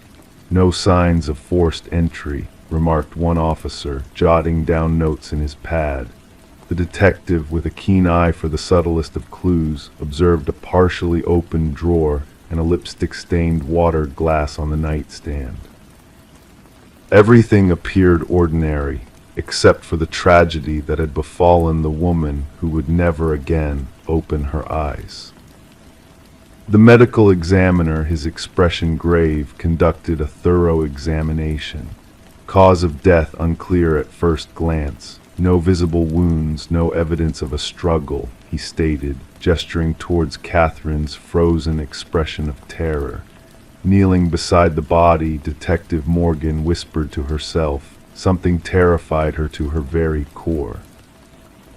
Catherine, known in her community as a meticulous art appraiser with a knack for uncovering forgeries, had led a quiet life dedicated to authenticity. Her colleagues spoke of her discerning eye and unwavering dedication to her craft. Could it be that her expertise had inadvertently led to her untimely demise? The investigation took a chilling turn when security footage from the costume shop revealed a perplexing encounter.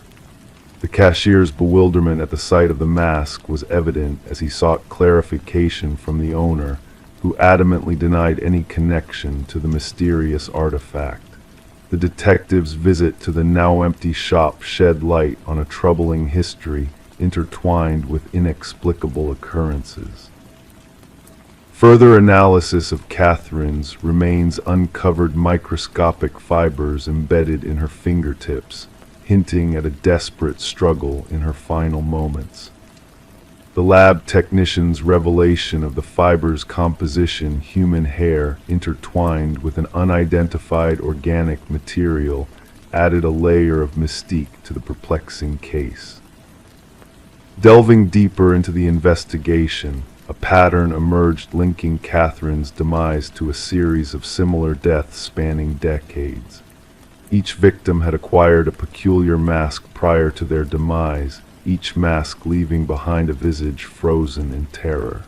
The enigma surrounding these deaths remained unsolved, shrouded in a veil of ancient mystery. A retired detective, well versed in one such case, shared a chilling revelation with Detective Morgan. In a dimly lit room, he disclosed the discovery of ancient symbols hidden within the masks, hinting at a ritual involving soul transference. The pieces of the puzzle began to coalesce, painting a picture of a malevolent force seeking new hosts through a sinister cycle of death. A breakthrough came with the unearthing of a journal concealed within Catherine's apartment, detailing her growing unease and the mask's malevolent presence. Her frantic entries spoke of a malevolent entity lurking within the mask, preying on those who recognized its true nature. The detective pieced together the puzzle, connecting the dots between Catherine's findings and the chilling deaths that had come before. The final revelation came from the medical examiner, who determined Catherine's cause of death to be a fatal cardiac arrest induced by sheer terror. What could evoke such profound fear that it stopped a heart in its tracks? As the investigation unfolded, surveillance footage captured a haunting sight: a figure leaving Catherine's home cloaked in the eerie mask, moving with her gait but with an unnatural precision. The hunt for the elusive mask intensified, but it remained elusive, vanishing without a trace only to resurface months later in a distant vintage shop, its ominous presence once again slipping through the cracks of reality. The detective, haunted by the enigma of the mask, kept Catherine's journal close at hand, as a stark reminder of the darkness that lurked beyond the veil of normalcy. In the stillness of the night, she would startle awake, a sense of being watched lingering in the shadows. Securing her surroundings, she braced herself against the looming specter of the mask, knowing that its insidious cycle of death and despair would continue unabated, waiting to ensnare its next unwitting victim in a dance of dread and doom. Story 19, the aged library faced its fate of demolition, its walls echoing with the whispers of forgotten tales. The workers, sweat-soaked and weary, toiled diligently, unaware of the secrets lurking within the time-worn shelves. Amidst the chaos of destruction, a solitary figure stumbled upon a hidden latch concealed in the shadows of a neglected bookshelf. With a soft click, the facade of the bookcase swung open, revealing a passage shrouded in darkness, an enigmatic doorway to a world long forgotten. The air within the hidden room was heavy with the weight of time, untouched by human hands for decades. There in the center stood a solitary chair, its frame bolted firmly to the floor, a silent sentinel to the mysteries held within the chamber. Scratched repeatedly upon the walls, a haunting message lingered, whispering the words, "I am still here," a chilling echo of a presence long gone but never truly departed. The foreman, his brow furrowed with unease, reached for his radio, summoning the authorities to the scene. What had begun as a routine demolition swiftly spiraled into a dark labyrinth of enigmas and shadows. Detective Morgan Walsh, seasoned by years of witnessing the macabre dance of crime, stood at the threshold of the hidden room, his flashlight casting dancing shadows upon the walls etched with cryptic messages. "Secure the area," Walsh commanded, his voice a solemn melody in the eerie silence of the chamber. "Let no one disturb the sanctity of this place until the forensic experts have unveiled its secrets." The history of the library unfurled like a tapestry of intrigue, weaving a tale of the Harrington family, a lineage steeped in wealth and mystery. The library, once their private sanctuary, had been bequeathed to the public in the wake of tragedy, the disappearance of their daughter, Rebecca. Her vanishing, a riddle unsolved, had left a void in the hearts of the townspeople, her absence a specter haunting the halls of the library. As the forensic team delved into the hidden recesses of the chamber, they unearthed fragments of a forgotten past, a chair bearing traces of struggle, walls tainted with the remnants of a bygone presence. The whispers of the past grew louder, beckoning Detective Walsh to unravel the tangled web of deceit and darkness that shrouded the Harrington family. With each revelation, the shadows of suspicion deepened, casting a pall over the once respected family. The origins of the hidden room, the meticulously crafted lies woven through the years, all pointed to a malevolent truth lurking beneath the surface. The pieces of the puzzle clicked into place with chilling precision. A journal unearthed, confessions whispered in the dead of night. Maxwell Harrington, the family patriarch, stood at the center of the storm, his mask of respectability crumbling under the weight of his sins. The truth, a dagger in the heart of innocence, bared its fangs, a tale of obsession turned deadly, of secrets buried beneath layers of deceit. Maxwell's words, hollow and devoid of remorse, painted a portrait of a man consumed by his own darkness, willing to sacrifice his own blood for the sake of his legacy. As the excavation uncovered the remains of a life extinguished too soon, the echoes of justice reverberated through the chambers of the library. The Harrington family, once revered, now stood as pariahs in the eyes of the community, their facade of respectability shattered by the revelations of the past. Rebecca's memory, a flickering flame in the darkness, found solace in the embrace of truth. The bracelet adorning her skeletal remains, a poignant reminder of a life stolen, a voice silenced. The library, once slated for destruction, now stood as a monument to a life lost and a legacy tainted by greed and betrayal. As the dust settled and the shadows receded, the community gathered at the threshold of the library, offering silent tributes to the memory of a soul lost to the machinations of the wicked. In the quiet hum of the evening breeze, Rebecca's whispered message, "I am still here," resonated through the corridors of time, a testament to the enduring power of truth and the relentless pursuit of justice, even in the darkest of nights. Story 20. The old Polaroid held secrets unknown, a faded memory of a distant birthday. Faces frozen in time, candles aglow, a scene of ordinary joy. Yet within the box of forgotten photographs passed down to the daughter, a chilling discovery awaited. Among the smiling faces, a lurking presence emerged. A man, shrouded in shadow, lingering just beyond the flickering candlelight. He did not belong to the family captured in the frame. No recollection tied him to the gathering. And yet with each passing photo, he drew nearer. Sarah Winters stumbled upon the collection while clearing out her late mother's attic. A simple cardboard box labeled Memories unveiled a series of aged snapshots, chronicling moments of familial happiness from her childhood. What should have brought solace instead ignited a haunting nightmare. In the initial photo, he remained barely visible, a dark silhouette on the periphery during her 7th birthday celebration. The enigmatic figure loomed by the glass door, his features obscured, a silent observer. In the subsequent image, he crept inside. By the third, he loomed behind her uncle, unnoticed by all captured in the frame. Trembling, Sarah reached out to her father, seeking answers. "Dad, who is this man lingering in the background of all these pictures?" A deafening silence followed her inquiry, then a sharp gasp. "What man? Only family should be present," her father finally uttered.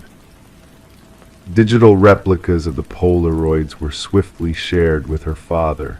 His subsequent call revealed a shaken demeanor. Impossible. A stranger would not have gone unnoticed. Detective Marcus Reed attentively listened as Sarah laid out the unsettling photographs on his desk in the dimly lit precinct. Rain drummed against the windows, casting dancing shadows over the evidence. The detective's weathered hands methodically traced each photo, his gaze narrowing. "No one recognizes this individual?" he inquired, his voice neutral yet intrigued.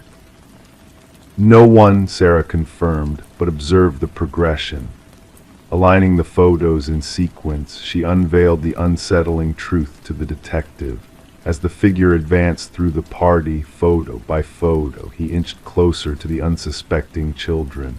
In the final frame, he stood ominously behind Sarah's youthful self, a pale hand reaching towards her shoulder, just beyond the frame's edge.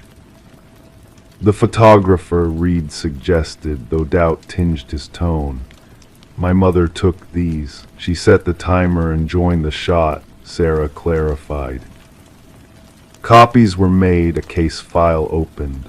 Interviews with surviving attendees ensued, revealing no recognition of the mysterious figure. No hired help, no uninvited guests. The isolated property had been chosen for its seclusion. Facial recognition technology faltered, the figure skillfully eluding clear identification in every picture, as though aware of the lens's gaze. Yet a practiced intention lingered in his posture. The investigation stalled until Sarah unearthed additional photos from other family albums. Disparate gatherings, varying years, and yet the same shadowy presence, always lurking, always unnoticed in the moment. A digital expert delved into the images, unveiling obscure details, a scar on the wrist, a unique ring, a reflection revealing facial features once veiled in darkness.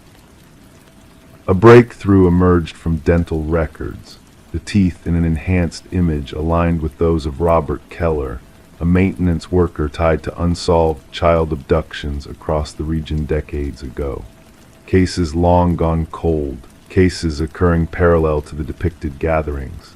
Keller had been employed by the company overseeing the rental property of Sarah's childhood birthday. Possessing master keys to several rental homes, his sinister presence intertwined with vanished children and shattered families. Beneath the concrete foundation of Keller's former residence, authorities unearthed chilling evidence. A hair clip matching a missing girl's description. A toy car belonging to a vanished boy from a family reunion. And a bracelet Sarah recognized as her own, a childhood memento believed lost. Alone in her apartment, surrounded by the evidence of hidden terrors, Sarah awaited the detective's call. Remains discovered near a vacation property had been identified through DNA, a missing child. Gazing at the final birthday photo, she beheld the warmth of familial faces frozen in time. And there he stood, the shadowy figure unseen but ever present, patient, calculating. The revelation united unsolved mysteries spanning decades. Families found closure, though not the solace they sought. The shadow from the family photos had stepped into the light of justice, his concealed presence finally exposed after years of anonymity. Gathering the photos, Sarah returned them to the box. They were no longer mementos of joy, but harbingers of unseen dangers. A reminder that sometimes the most perilous threats lurk within the captured frames, unseen specters traversing celebrations undetected, leaving only a faint echo of their passage through frozen moments of time. Story 21, wrapped in mystery. The parcel that arrived bore no return address, no tracking number to trace its journey. A simple cardboard box, kissed by the morning dew, found its way to Sarah Miller's doorstep. It wasn't meant for her. The name on it was unfamiliar, a certain Daniel Whitaker. Common sense whispered for her to leave it be, to disregard its presence and move on with her day. But curiosity, that insatiable itch, tugged at her, urging her to uncover the secrets within. With gentle hands, she peeled back the tape that sealed the box, half expecting mundane contents like books or clothes. Yet what lay inside was far from ordinary, a lone VHS tape, accompanied by a solitary sticky note that simply said, "Watch alone." Sarah hesitated, her gaze fixed on the enigmatic black plastic object nestled in her palms. It felt wrong somehow, heavier than it should be, as if carrying the weight of untold stories and forbidden truths. Her fingers brushed over the worn edges of the tape, tracing the imperfections in its casing. The note, bearing the indents of urgent scribbles, hinted at a plea for attention, a plea for someone to listen. The world outside her home carried on its usual rhythm the distant bark of a dog, the laughter of children playing, the distant hum of a lawnmower cutting through the morning air, oblivious to the enigma that now resided within her walls.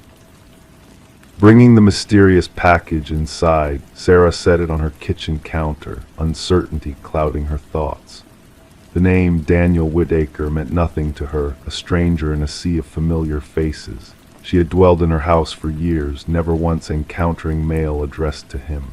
The previous occupants, the Johnsons, had bid farewell to this place, leaving behind memories and echoes of their presence. Curiosity warred with unease as she eyed her old VCR, a relic from a bygone era. There was a pull, a magnetic force drawing her towards the mystery veiled in black plastic. Ignoring the voice of reason, Sarah slid the tape into the VCR. Static danced on the screen at first, a chaotic dance of white noise that gradually coalesced into a discernible image. A dimly lit room materialized, illuminated by a single lamp casting long shadows. The camera angle was askew, as if hastily positioned, revealing a man seated in a wooden chair, his features shrouded in darkness. "My name is Daniel Whitaker," the man's voice, soft yet resolute, filled the room. "If you're watching this, it means someone found you, and they'll find me too." Leaning forward, his weary face emerged from the shadows, a visage etched with exhaustion, stubble adorning his jaw, hair tousled in disarray. "I swear I didn't harm her. You have to believe me. They framed me, planted evidence that I never laid a hand on her."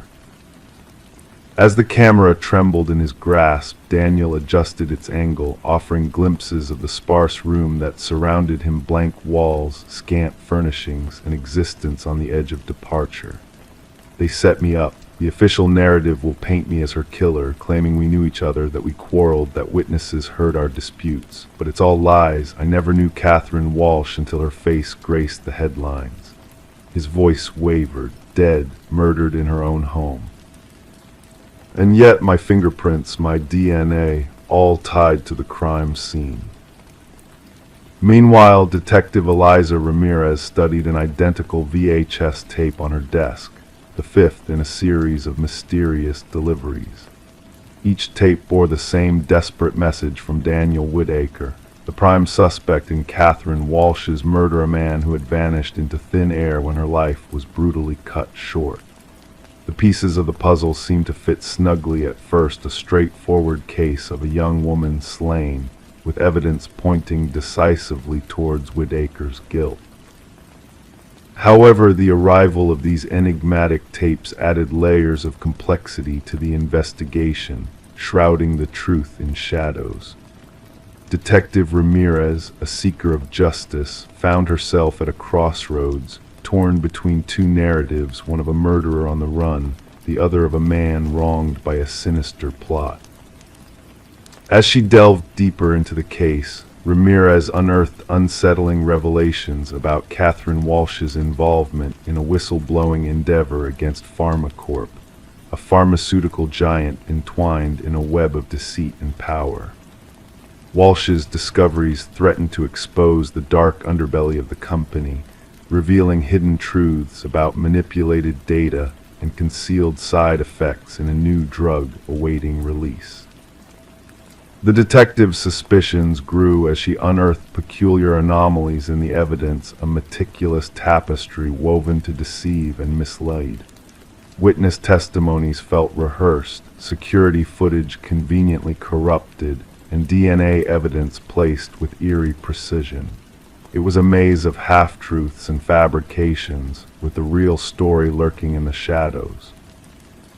3 days after the initial tape, Sarah Miller found herself the recipient of a second package. This time, it held a trove of incriminating documents, clinical reports, memos, emails, all bearing Catherine Walsh's digital signature. The pieces of the puzzle began to align, painting a picture of a conspiracy so vast that it threatened to consume all in its path. Working in tandem with the other tape recipients, Sarah and Detective Ramirez pieced together Whitaker's narrative, a tale of surveillance, betrayal, and a fight for redemption. He had stumbled upon damning evidence of his own innocence, evidence that lay hidden within the bowels of a storage unit, waiting to be uncovered. Within Unit 217, they found the truth laid bare: Whitaker's journal chronicling the orchestrated scheme, Catherine's damning files, and the elaborate plans to frame an innocent man. The head of security, the puppet master behind the scenes, confessed to his sins, striking a deal to unveil the corruption that festered within PharmaCorp's walls. Justice, a silent specter looming over the guilty, descended not with a bang but with a whisper of truth that could not be silenced.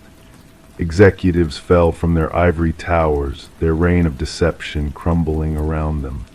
The drug, tainted by lies and deceit, was banished from consideration, a victory for those who sought to expose the darkness. Emerging from the shadows, Daniel Whitaker returned from his self-imposed exile, a changed man bearing the scars of his wrongful accusation. Sarah, the unwitting player in this elaborate game of deception, met him once more, their eyes locking in silent understanding. "Why me?" she ventured, seeking answers in the aftermath of chaos. "Why choose my address for this mission of truth?" His gaze, heavy with the burden of his past, met hers. "The algorithm chose you. I needed strangers, unconnected souls who could see beyond the facade, who could trust their instincts when the world deemed me guilty." And in that quiet moment of reflection, amidst the remnants of a conspiracy dismantled, Sarah found her answer. "The wrong address led us to the right path," she murmured, a whisper of truth in a world of shadows and deception. The VHS tapes, relics of a bygone era, now bore witness to a tale of redemption and revelation, a reminder that sometimes the most profound truths arrive in unexpected packages, waiting for the curious and the brave to unravel their mysteries. Story 22. The wooden plank shifted under her weight, creating a subtle disturbance that beckoned her curiosity. Stooping down, her fingertips traced the edges of the loosened board, sensing the hidden void beneath. The floor, once seemingly solid, now whispered of secrets waiting to be unveiled. With gentle precision, she lifted the boards, exposing a dark, narrow space that lay concealed beneath the foundation of her new abode. As her eyes adjusted to the dimness, shapes emerged from the shadows: a mattress, a chair, and tucked away in a corner, a weathered notebook adorned with pages scrawled with a single name, her name, repeated endlessly. Detective Morgan Reed observed silently as Sarah Coleman peered into the abyss beneath her residence, a flicker of fear dancing in her gaze. It was more than the discovery of a hidden chamber. It was a violation of sanctity, an intrusion of malevolence into what was meant to be a fresh beginning. "Refrain from disturbing anything further," instructed Detective Reed, her voice a steady anchor in the sea of uncertainty.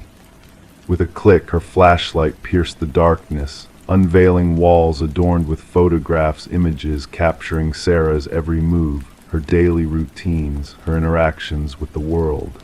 A shrine of obsession meticulously crafted right beneath her unsuspecting feet. Sarah had acquired the quaint cottage from the estate of Walter Green, an elderly recluse who had passed without leaving any known kin behind. For months, the property had stood vacant, its secrets dormant until Sarah's arrival. The real estate listing had painted a picture of charm and minor renovations, omitting any hint of the hidden chamber lurking beneath. "I never crossed paths with him, the previous owner," Sarah murmured. "The neighbors claimed he was a recluse. I was told that basement access had been sealed off long ago. That's what the inspection report stated." The arrival of crime scene investigators signaled the beginning of a meticulous process. Each item was documented, every piece of evidence catalogued, and the mattress, chair, and notebook were carefully extracted from their clandestine hiding place. Forensic analysis unveiled a plethora of fingerprints belonging solely to Walter Green, scattered throughout the hidden chamber. What troubled the investigators most was the timeline they unearthed. Utility records, dated photographs, and meticulous surveillance suggested that Walter had been observing Sarah for a minimum of 3 years before his demise. He had orbited her life, a silent spectator in the background, while remaining unnoticed by his unwitting subject.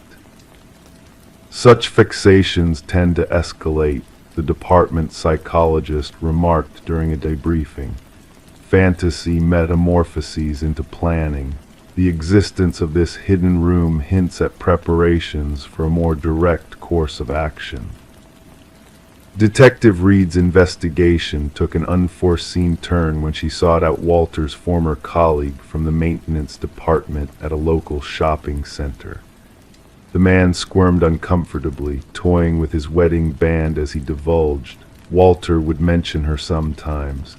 He believed she resembled someone from his past. I assumed it was harmless fantasizing. I never imagined. Did he ever allude to any intentions involving her? Prodded Reed. Not explicitly, but he had this phrase he'd repeat. She belongs with me. I thought it was just idle chatter. A search of Walter's untouched workplace locker yielded a peculiar key, leading the investigators to a storage unit registered in his name. With a metallic screech, the unit's door rolled open to reveal a meticulous replica of Sarah's former living space furniture, decor, and even a mannequin mirroring her likeness perched at a desk. The calendar marked with a foreboding date, circled in red, bore a single word: together.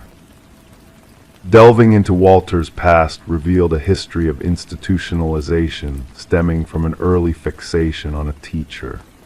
Diagnosed with erotomania, his delusions persisted until his encounter with Sarah reignited his dormant obsessions. The conference table at the police station bore witness to the chilling evidence of a man consumed by a twisted belief in an illusory connection with his unwitting muse. He departed this world convinced of their inevitable union. In his mind, they were meant to be together, Reed mused, spreading out the damning evidence before her colleagues. Could she have inadvertently triggered this fixation? A chance encounter, perhaps, inquired another detective. Reed shook her head solemnly. No tangible leads. Sometimes these fixations require the smallest spark, an exchanged glance, a fleeting smile. For an individual with his history, that could suffice. Sarah made the decision to part ways with the house, unable to shake the specter of Walter's voyeuristic presence. During a final walkthrough with her realtor, she stood in the living room, a shiver coursing through her as she reflected. I keep wondering what might have come to pass if he hadn't met his end. If I hadn't stumbled upon that loose floorboard, how long would I have dwelled here, oblivious to his watchful eye, ignorant of the secrets concealed beneath my feet? The case was officially closed following Walter's demise, labeled as stalking with intent to abduct, though the abduction itself never came to fruition. Sarah relocated, molding her routines and safeguarding her personal information with heightened vigilance. Detective Reed maintained a discreet vigil over her, an unspoken acknowledgement of how narrowly Sarah had evaded a harrowing fate. The cottage passed into the hands of an unsuspecting young couple, oblivious to its haunting history. The hidden chamber was sealed, the floorboards replaced, and life resumed its course. Yet for those privy to the truth, the tale of the room beneath the floor lingered as a haunting reminder of the unseen perils that lurk, of monsters who slip through the cracks, and of victims who unknowingly dance on the precipice of their own undoing. Story 23. In the beginning, there was only a faint flicker, a subtle disturbance in the baby monitor's transmission. The mother, half asleep, brushed it off as mere interference. But then the sound crackled and a voice, soft and eerie, whispered, "Hush now, drift back to slumber." A shiver ran down her spine, freezing her in place. With a racing heart, she hurried to her son's room, only to find the crib empty, the window shut tight, and the door securely locked. The only anomaly was a plush rabbit lying on the floor, its glossy, black eyes fixed on her.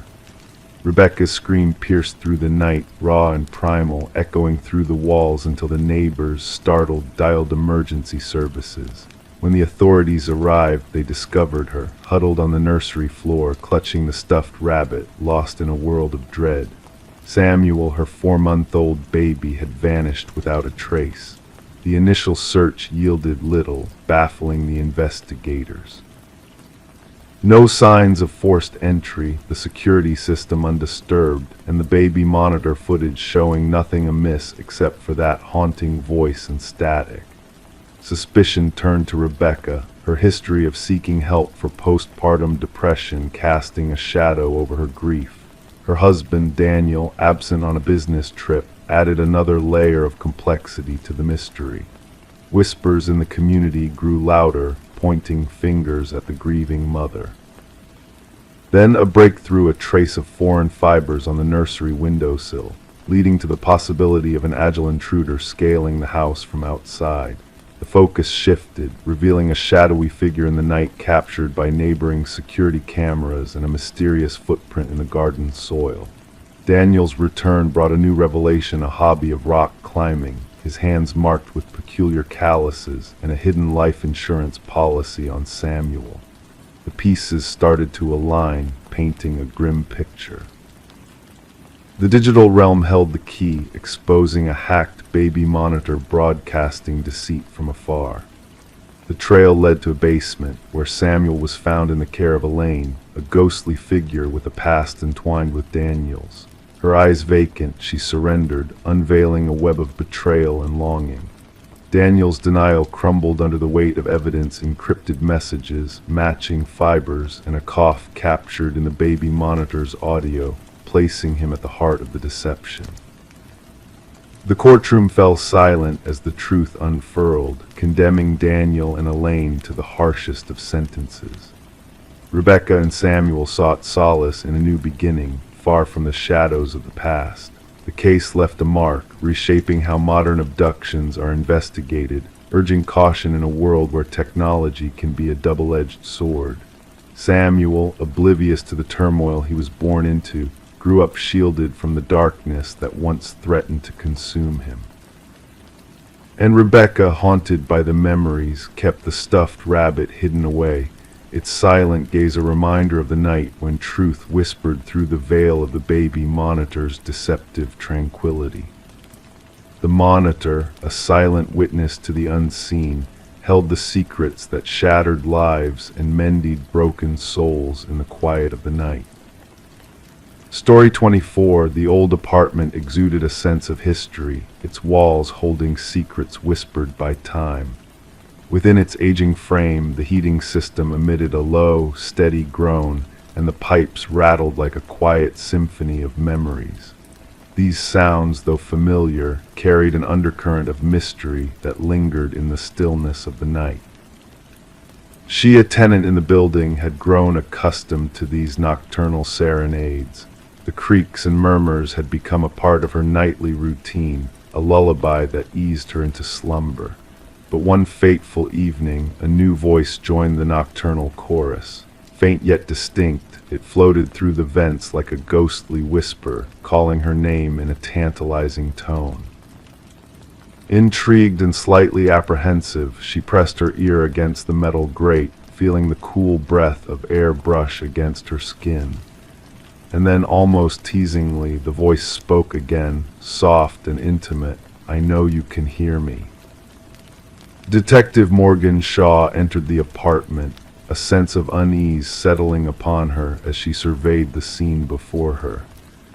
The air was heavy with the weight of the unknown, the silence punctuated by the meticulous work of the forensics team capturing every detail. Alina Reeves, the missing tenant whose fate had led Shaw to this place, had left behind a trail of unanswered questions. The whispers through the vents, dismissed as mere figments of imagination, now held a haunting truth.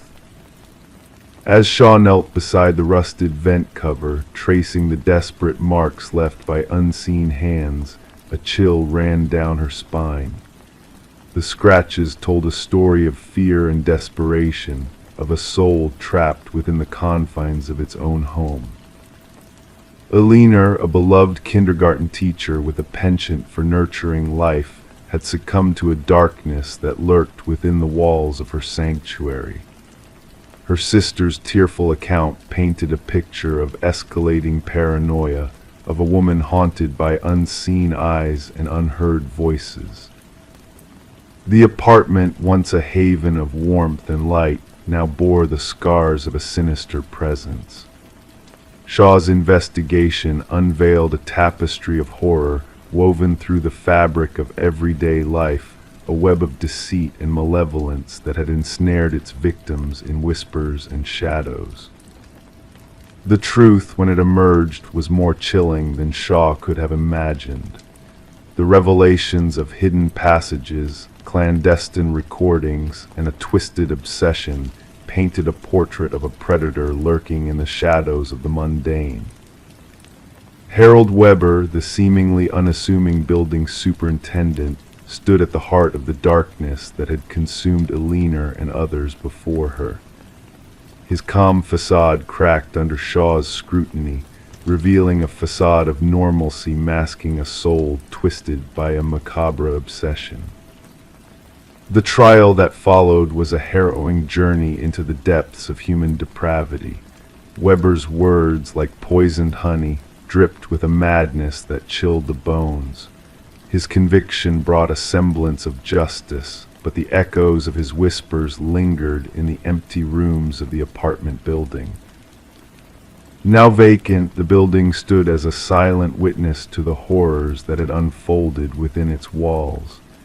Despite the renovations and fresh paint that sought to erase the stains of the past, the whispers persisted, carried on the cold drafts that seeped through the vents. The residents who dared to linger in its shadowy embrace spoke in hushed tones of unseen presences, of voices that spoke in the dead of night. The old heating system groaned. The pipes rattled a symphony of secrets that whispered of a past that refused to be forgotten. Story 25. She entered through the front door, stirring up dust in the stagnant air. The abandoned house stood frozen in time, walls shedding their paint, furniture cloaked in sheets. Each step she took felt like a dance with the past, a waltz through a moment trapped in stillness except for one peculiar detail. The doors, every one she opened, transported her back to the same room. No matter the path she chose, no matter the handle she turned, she always found herself back in the parlor. The only escape was the way she had come. But when she turned around, the front door had vanished. The discovery of Morgan Pierce's body twisted the old Victorian from a forgotten relic to a scene of mystery. Detective Sarah Lind lingered at the threshold, observing forensic experts glide through the dimness like phantoms. Among the locals, the house had earned a reputation, the place where compasses spun aimlessly, where whispers of unseen eyes lingered. Now it harbored secrets far deeper than mere tales. The initial assessment suggests she passed about 3 days ago, the medical examiner murmured, his voice a mere breath. The cause of death appears to be suffocation. Morgan had been found seated in an antique chair in the parlor, gazing towards the entrance as though awaiting a visitor. Her face serene, hands folded neatly in her lap, no signs of struggle, no marks of defense. The scene exuded a chilling calm that even seasoned investigators found unnerving. "Who stumbled upon the body?" Lind inquired, scanning her notes. "A real estate agent showing the property to potential buyers," her partner replied. They entered, spotted her sitting there, mistook her for a trespasser until they drew near.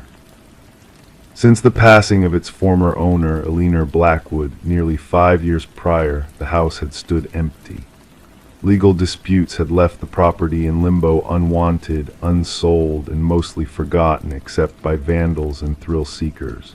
Morgan Pierce, 26, a graduate student delving into architectural oddities for her thesis. Her friends described her as meticulous, driven, captivated by spaces that defied norms. The abandoned Victorian, renowned for disorienting visitors, must have beckoned to her like a siren's call.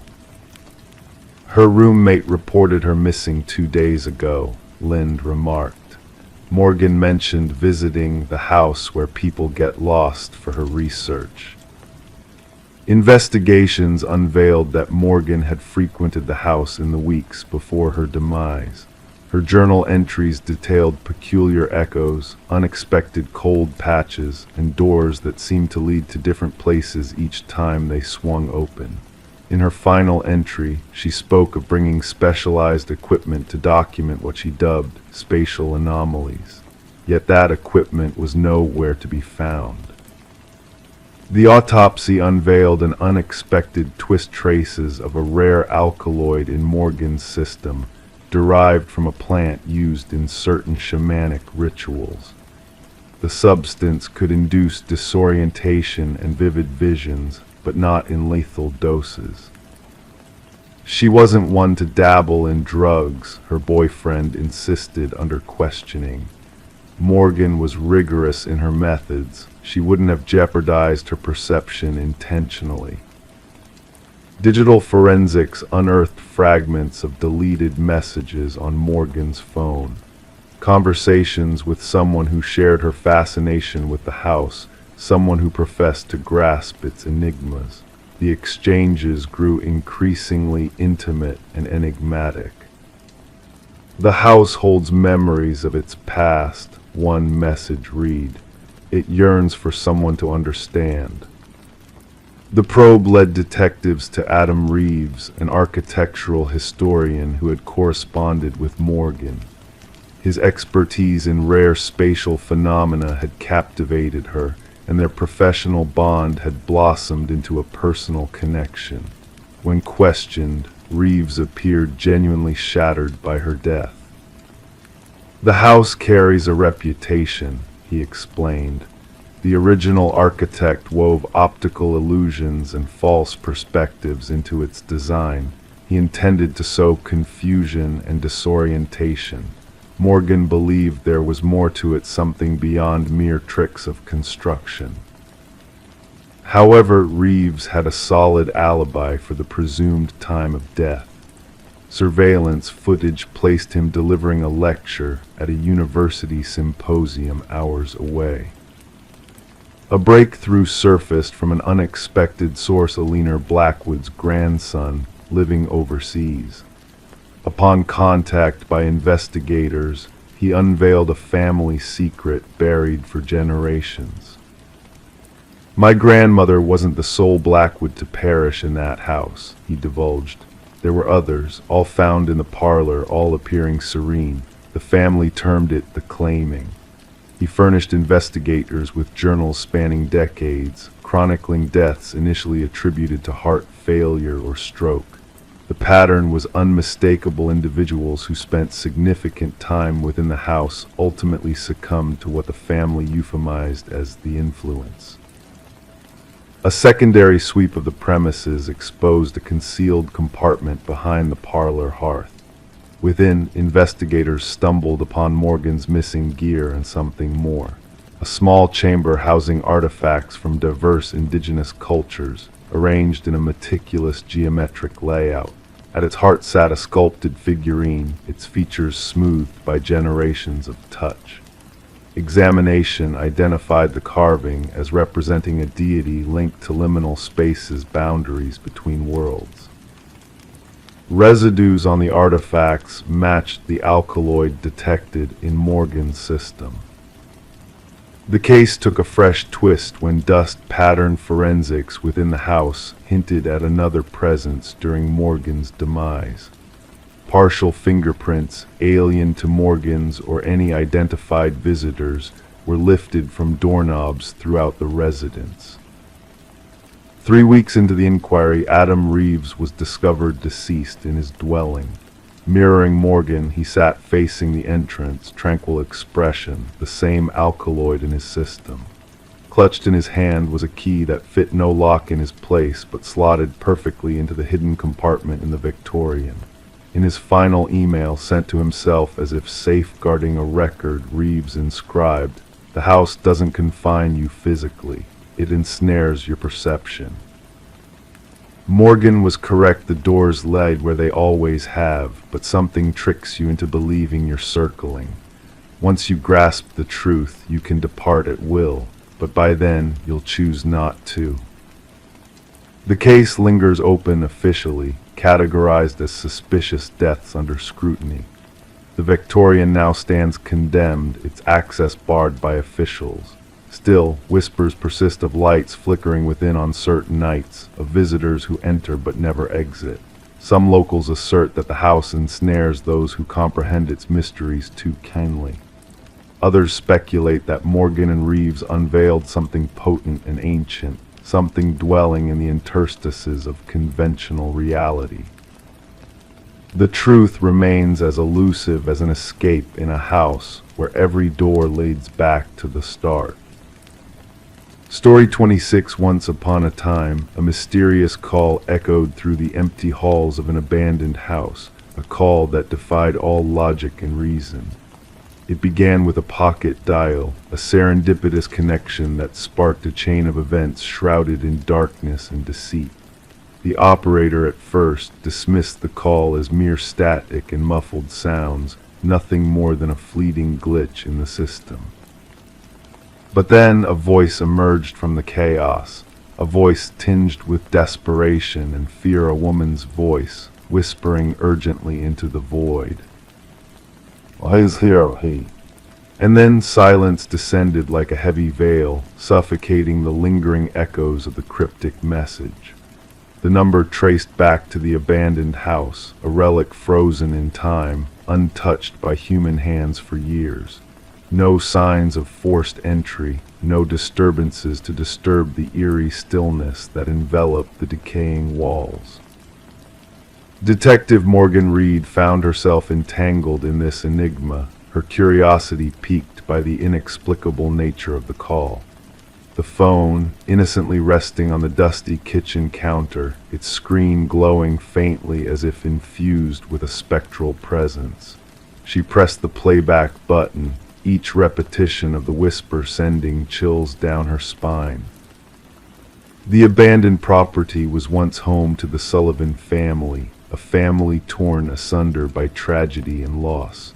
Their presence lingered in the shadows, a ghostly reminder of past sorrows.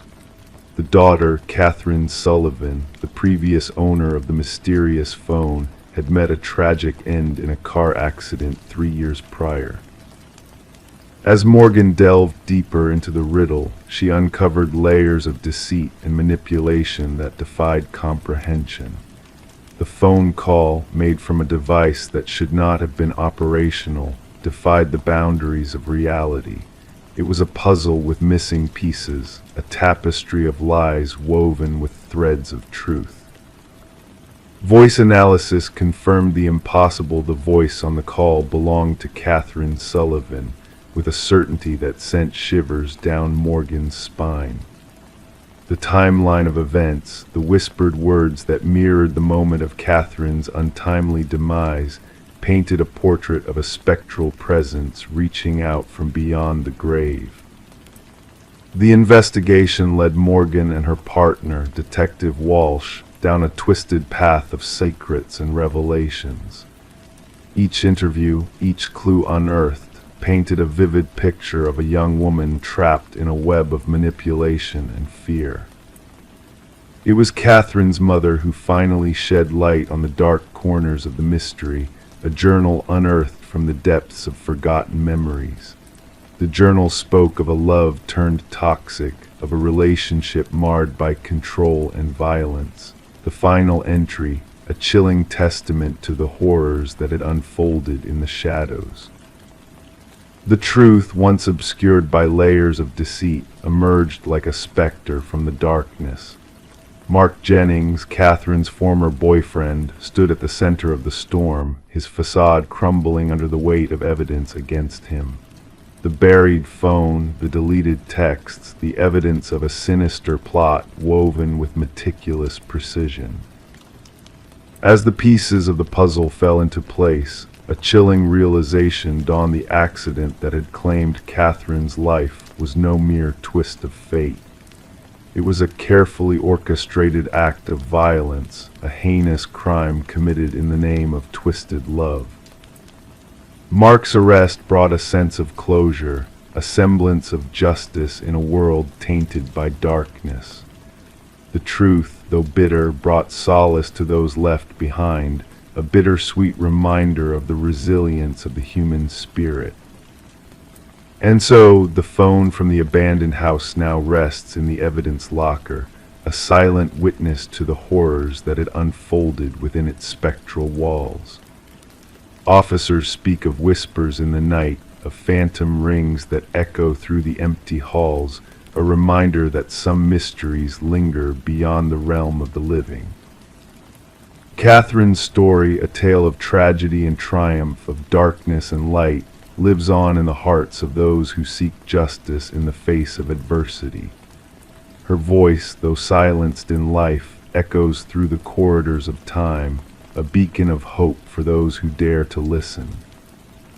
Story 27, the real estate listing, made no mention of a basement. The blueprints held no clue of its existence. Yet beneath the old carpet, a hidden door lay waiting to be discovered by the family.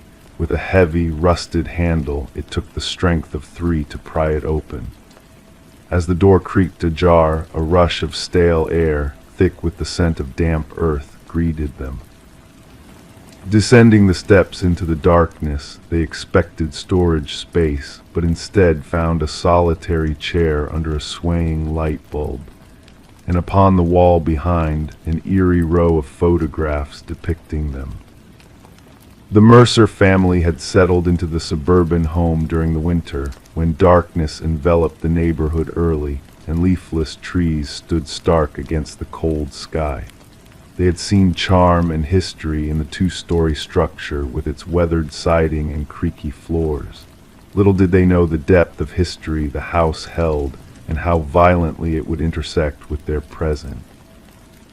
Detective Sarah Connors arrived at the property with her partner, the crime scene unit already at work securing the area with fluttering yellow tape. Mrs. Mercer's voice had trembled over the phone as she described the hidden chamber beneath their living space. "We must document everything before anyone else ventures down there," Connors instructed, donning latex gloves with practiced ease. Camera flashes illuminated the stairwell as the forensic team meticulously captured the scene. The basement, compact and dim, resembled a standard bedroom with cold concrete walls painted a dull gray. A lone chair stood anchored to the floor at the room's center, while above it, a bare bulb cast harsh shadows that danced in the still air.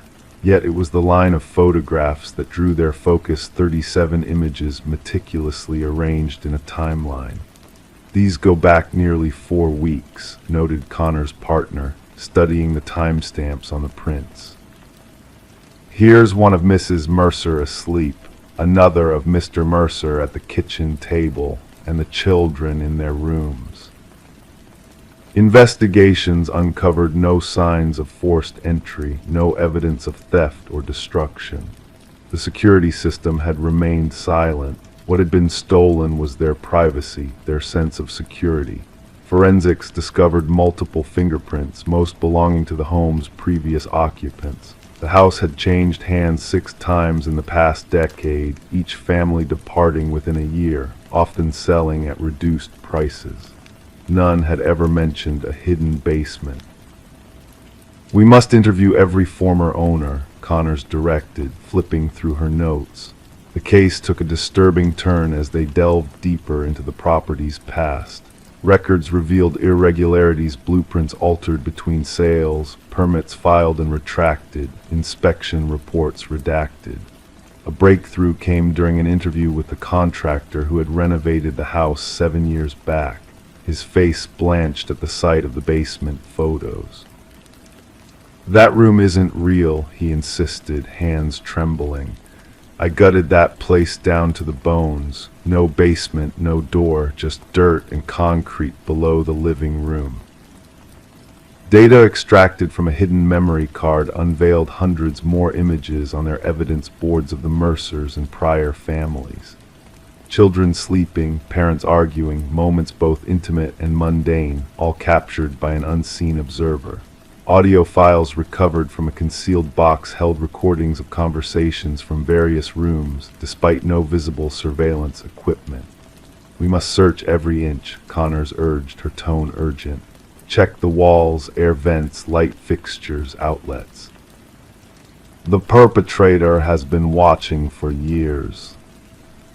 Beyond the photograph wall, investigators discovered a narrow passage leading to a monitoring station, a desk, a chair, a laptop linked to wireless cameras, and a journal filled with detailed observations on each family.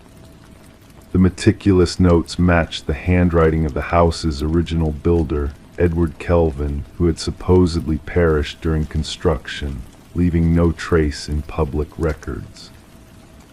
The journal's final entries grew increasingly cryptic, with phrases like "they never looked down" and "they never see me" repeating. The last page ominously read, "The next family arrives tomorrow." Fingerprint analysis confirmed Kelvin's presence in the house's hidden spaces. He had never left, only concealed himself within, watching the families as if they were actors in his private drama. After a 3-day search, they found Kelvin curled within a crawl space, his body frail and accustomed to the narrow passages he had crafted within the walls. During interrogation, he spoke of the families as characters in his personal narrative, observing them with detached curiosity. He had never intruded, never stolen, merely documented. "They welcomed me in," he stated calmly. "They signed the papers, they became mine." Psychological evaluations deemed Kelvin delusional, viewing the families as temporary guests in what he considered his permanent abode. The Mercers never returned, leaving their possessions behind like those before them. The house stood vacant as the legal proceedings unfolded. The trial unveiled the extent of Kelvin's surveillance network, revealing hidden rooms and observation points integrated into the house's structure. When the verdict was announced, Kelvin remained impassive, lost in the recesses of his mind, where he could still navigate the house's memory-bound corridors unseen. The property was eventually razed, the soil covering its secrets. Yet for the families, the violation endured. They remained haunted not by what was taken, but by what had lurked unseen, watching, listening, recording their private moments from within the supposedly safe walls. In quiet moments they glanced at air vents, light fixtures, corners, questioning if they were ever truly alone, wondering if they ever had been.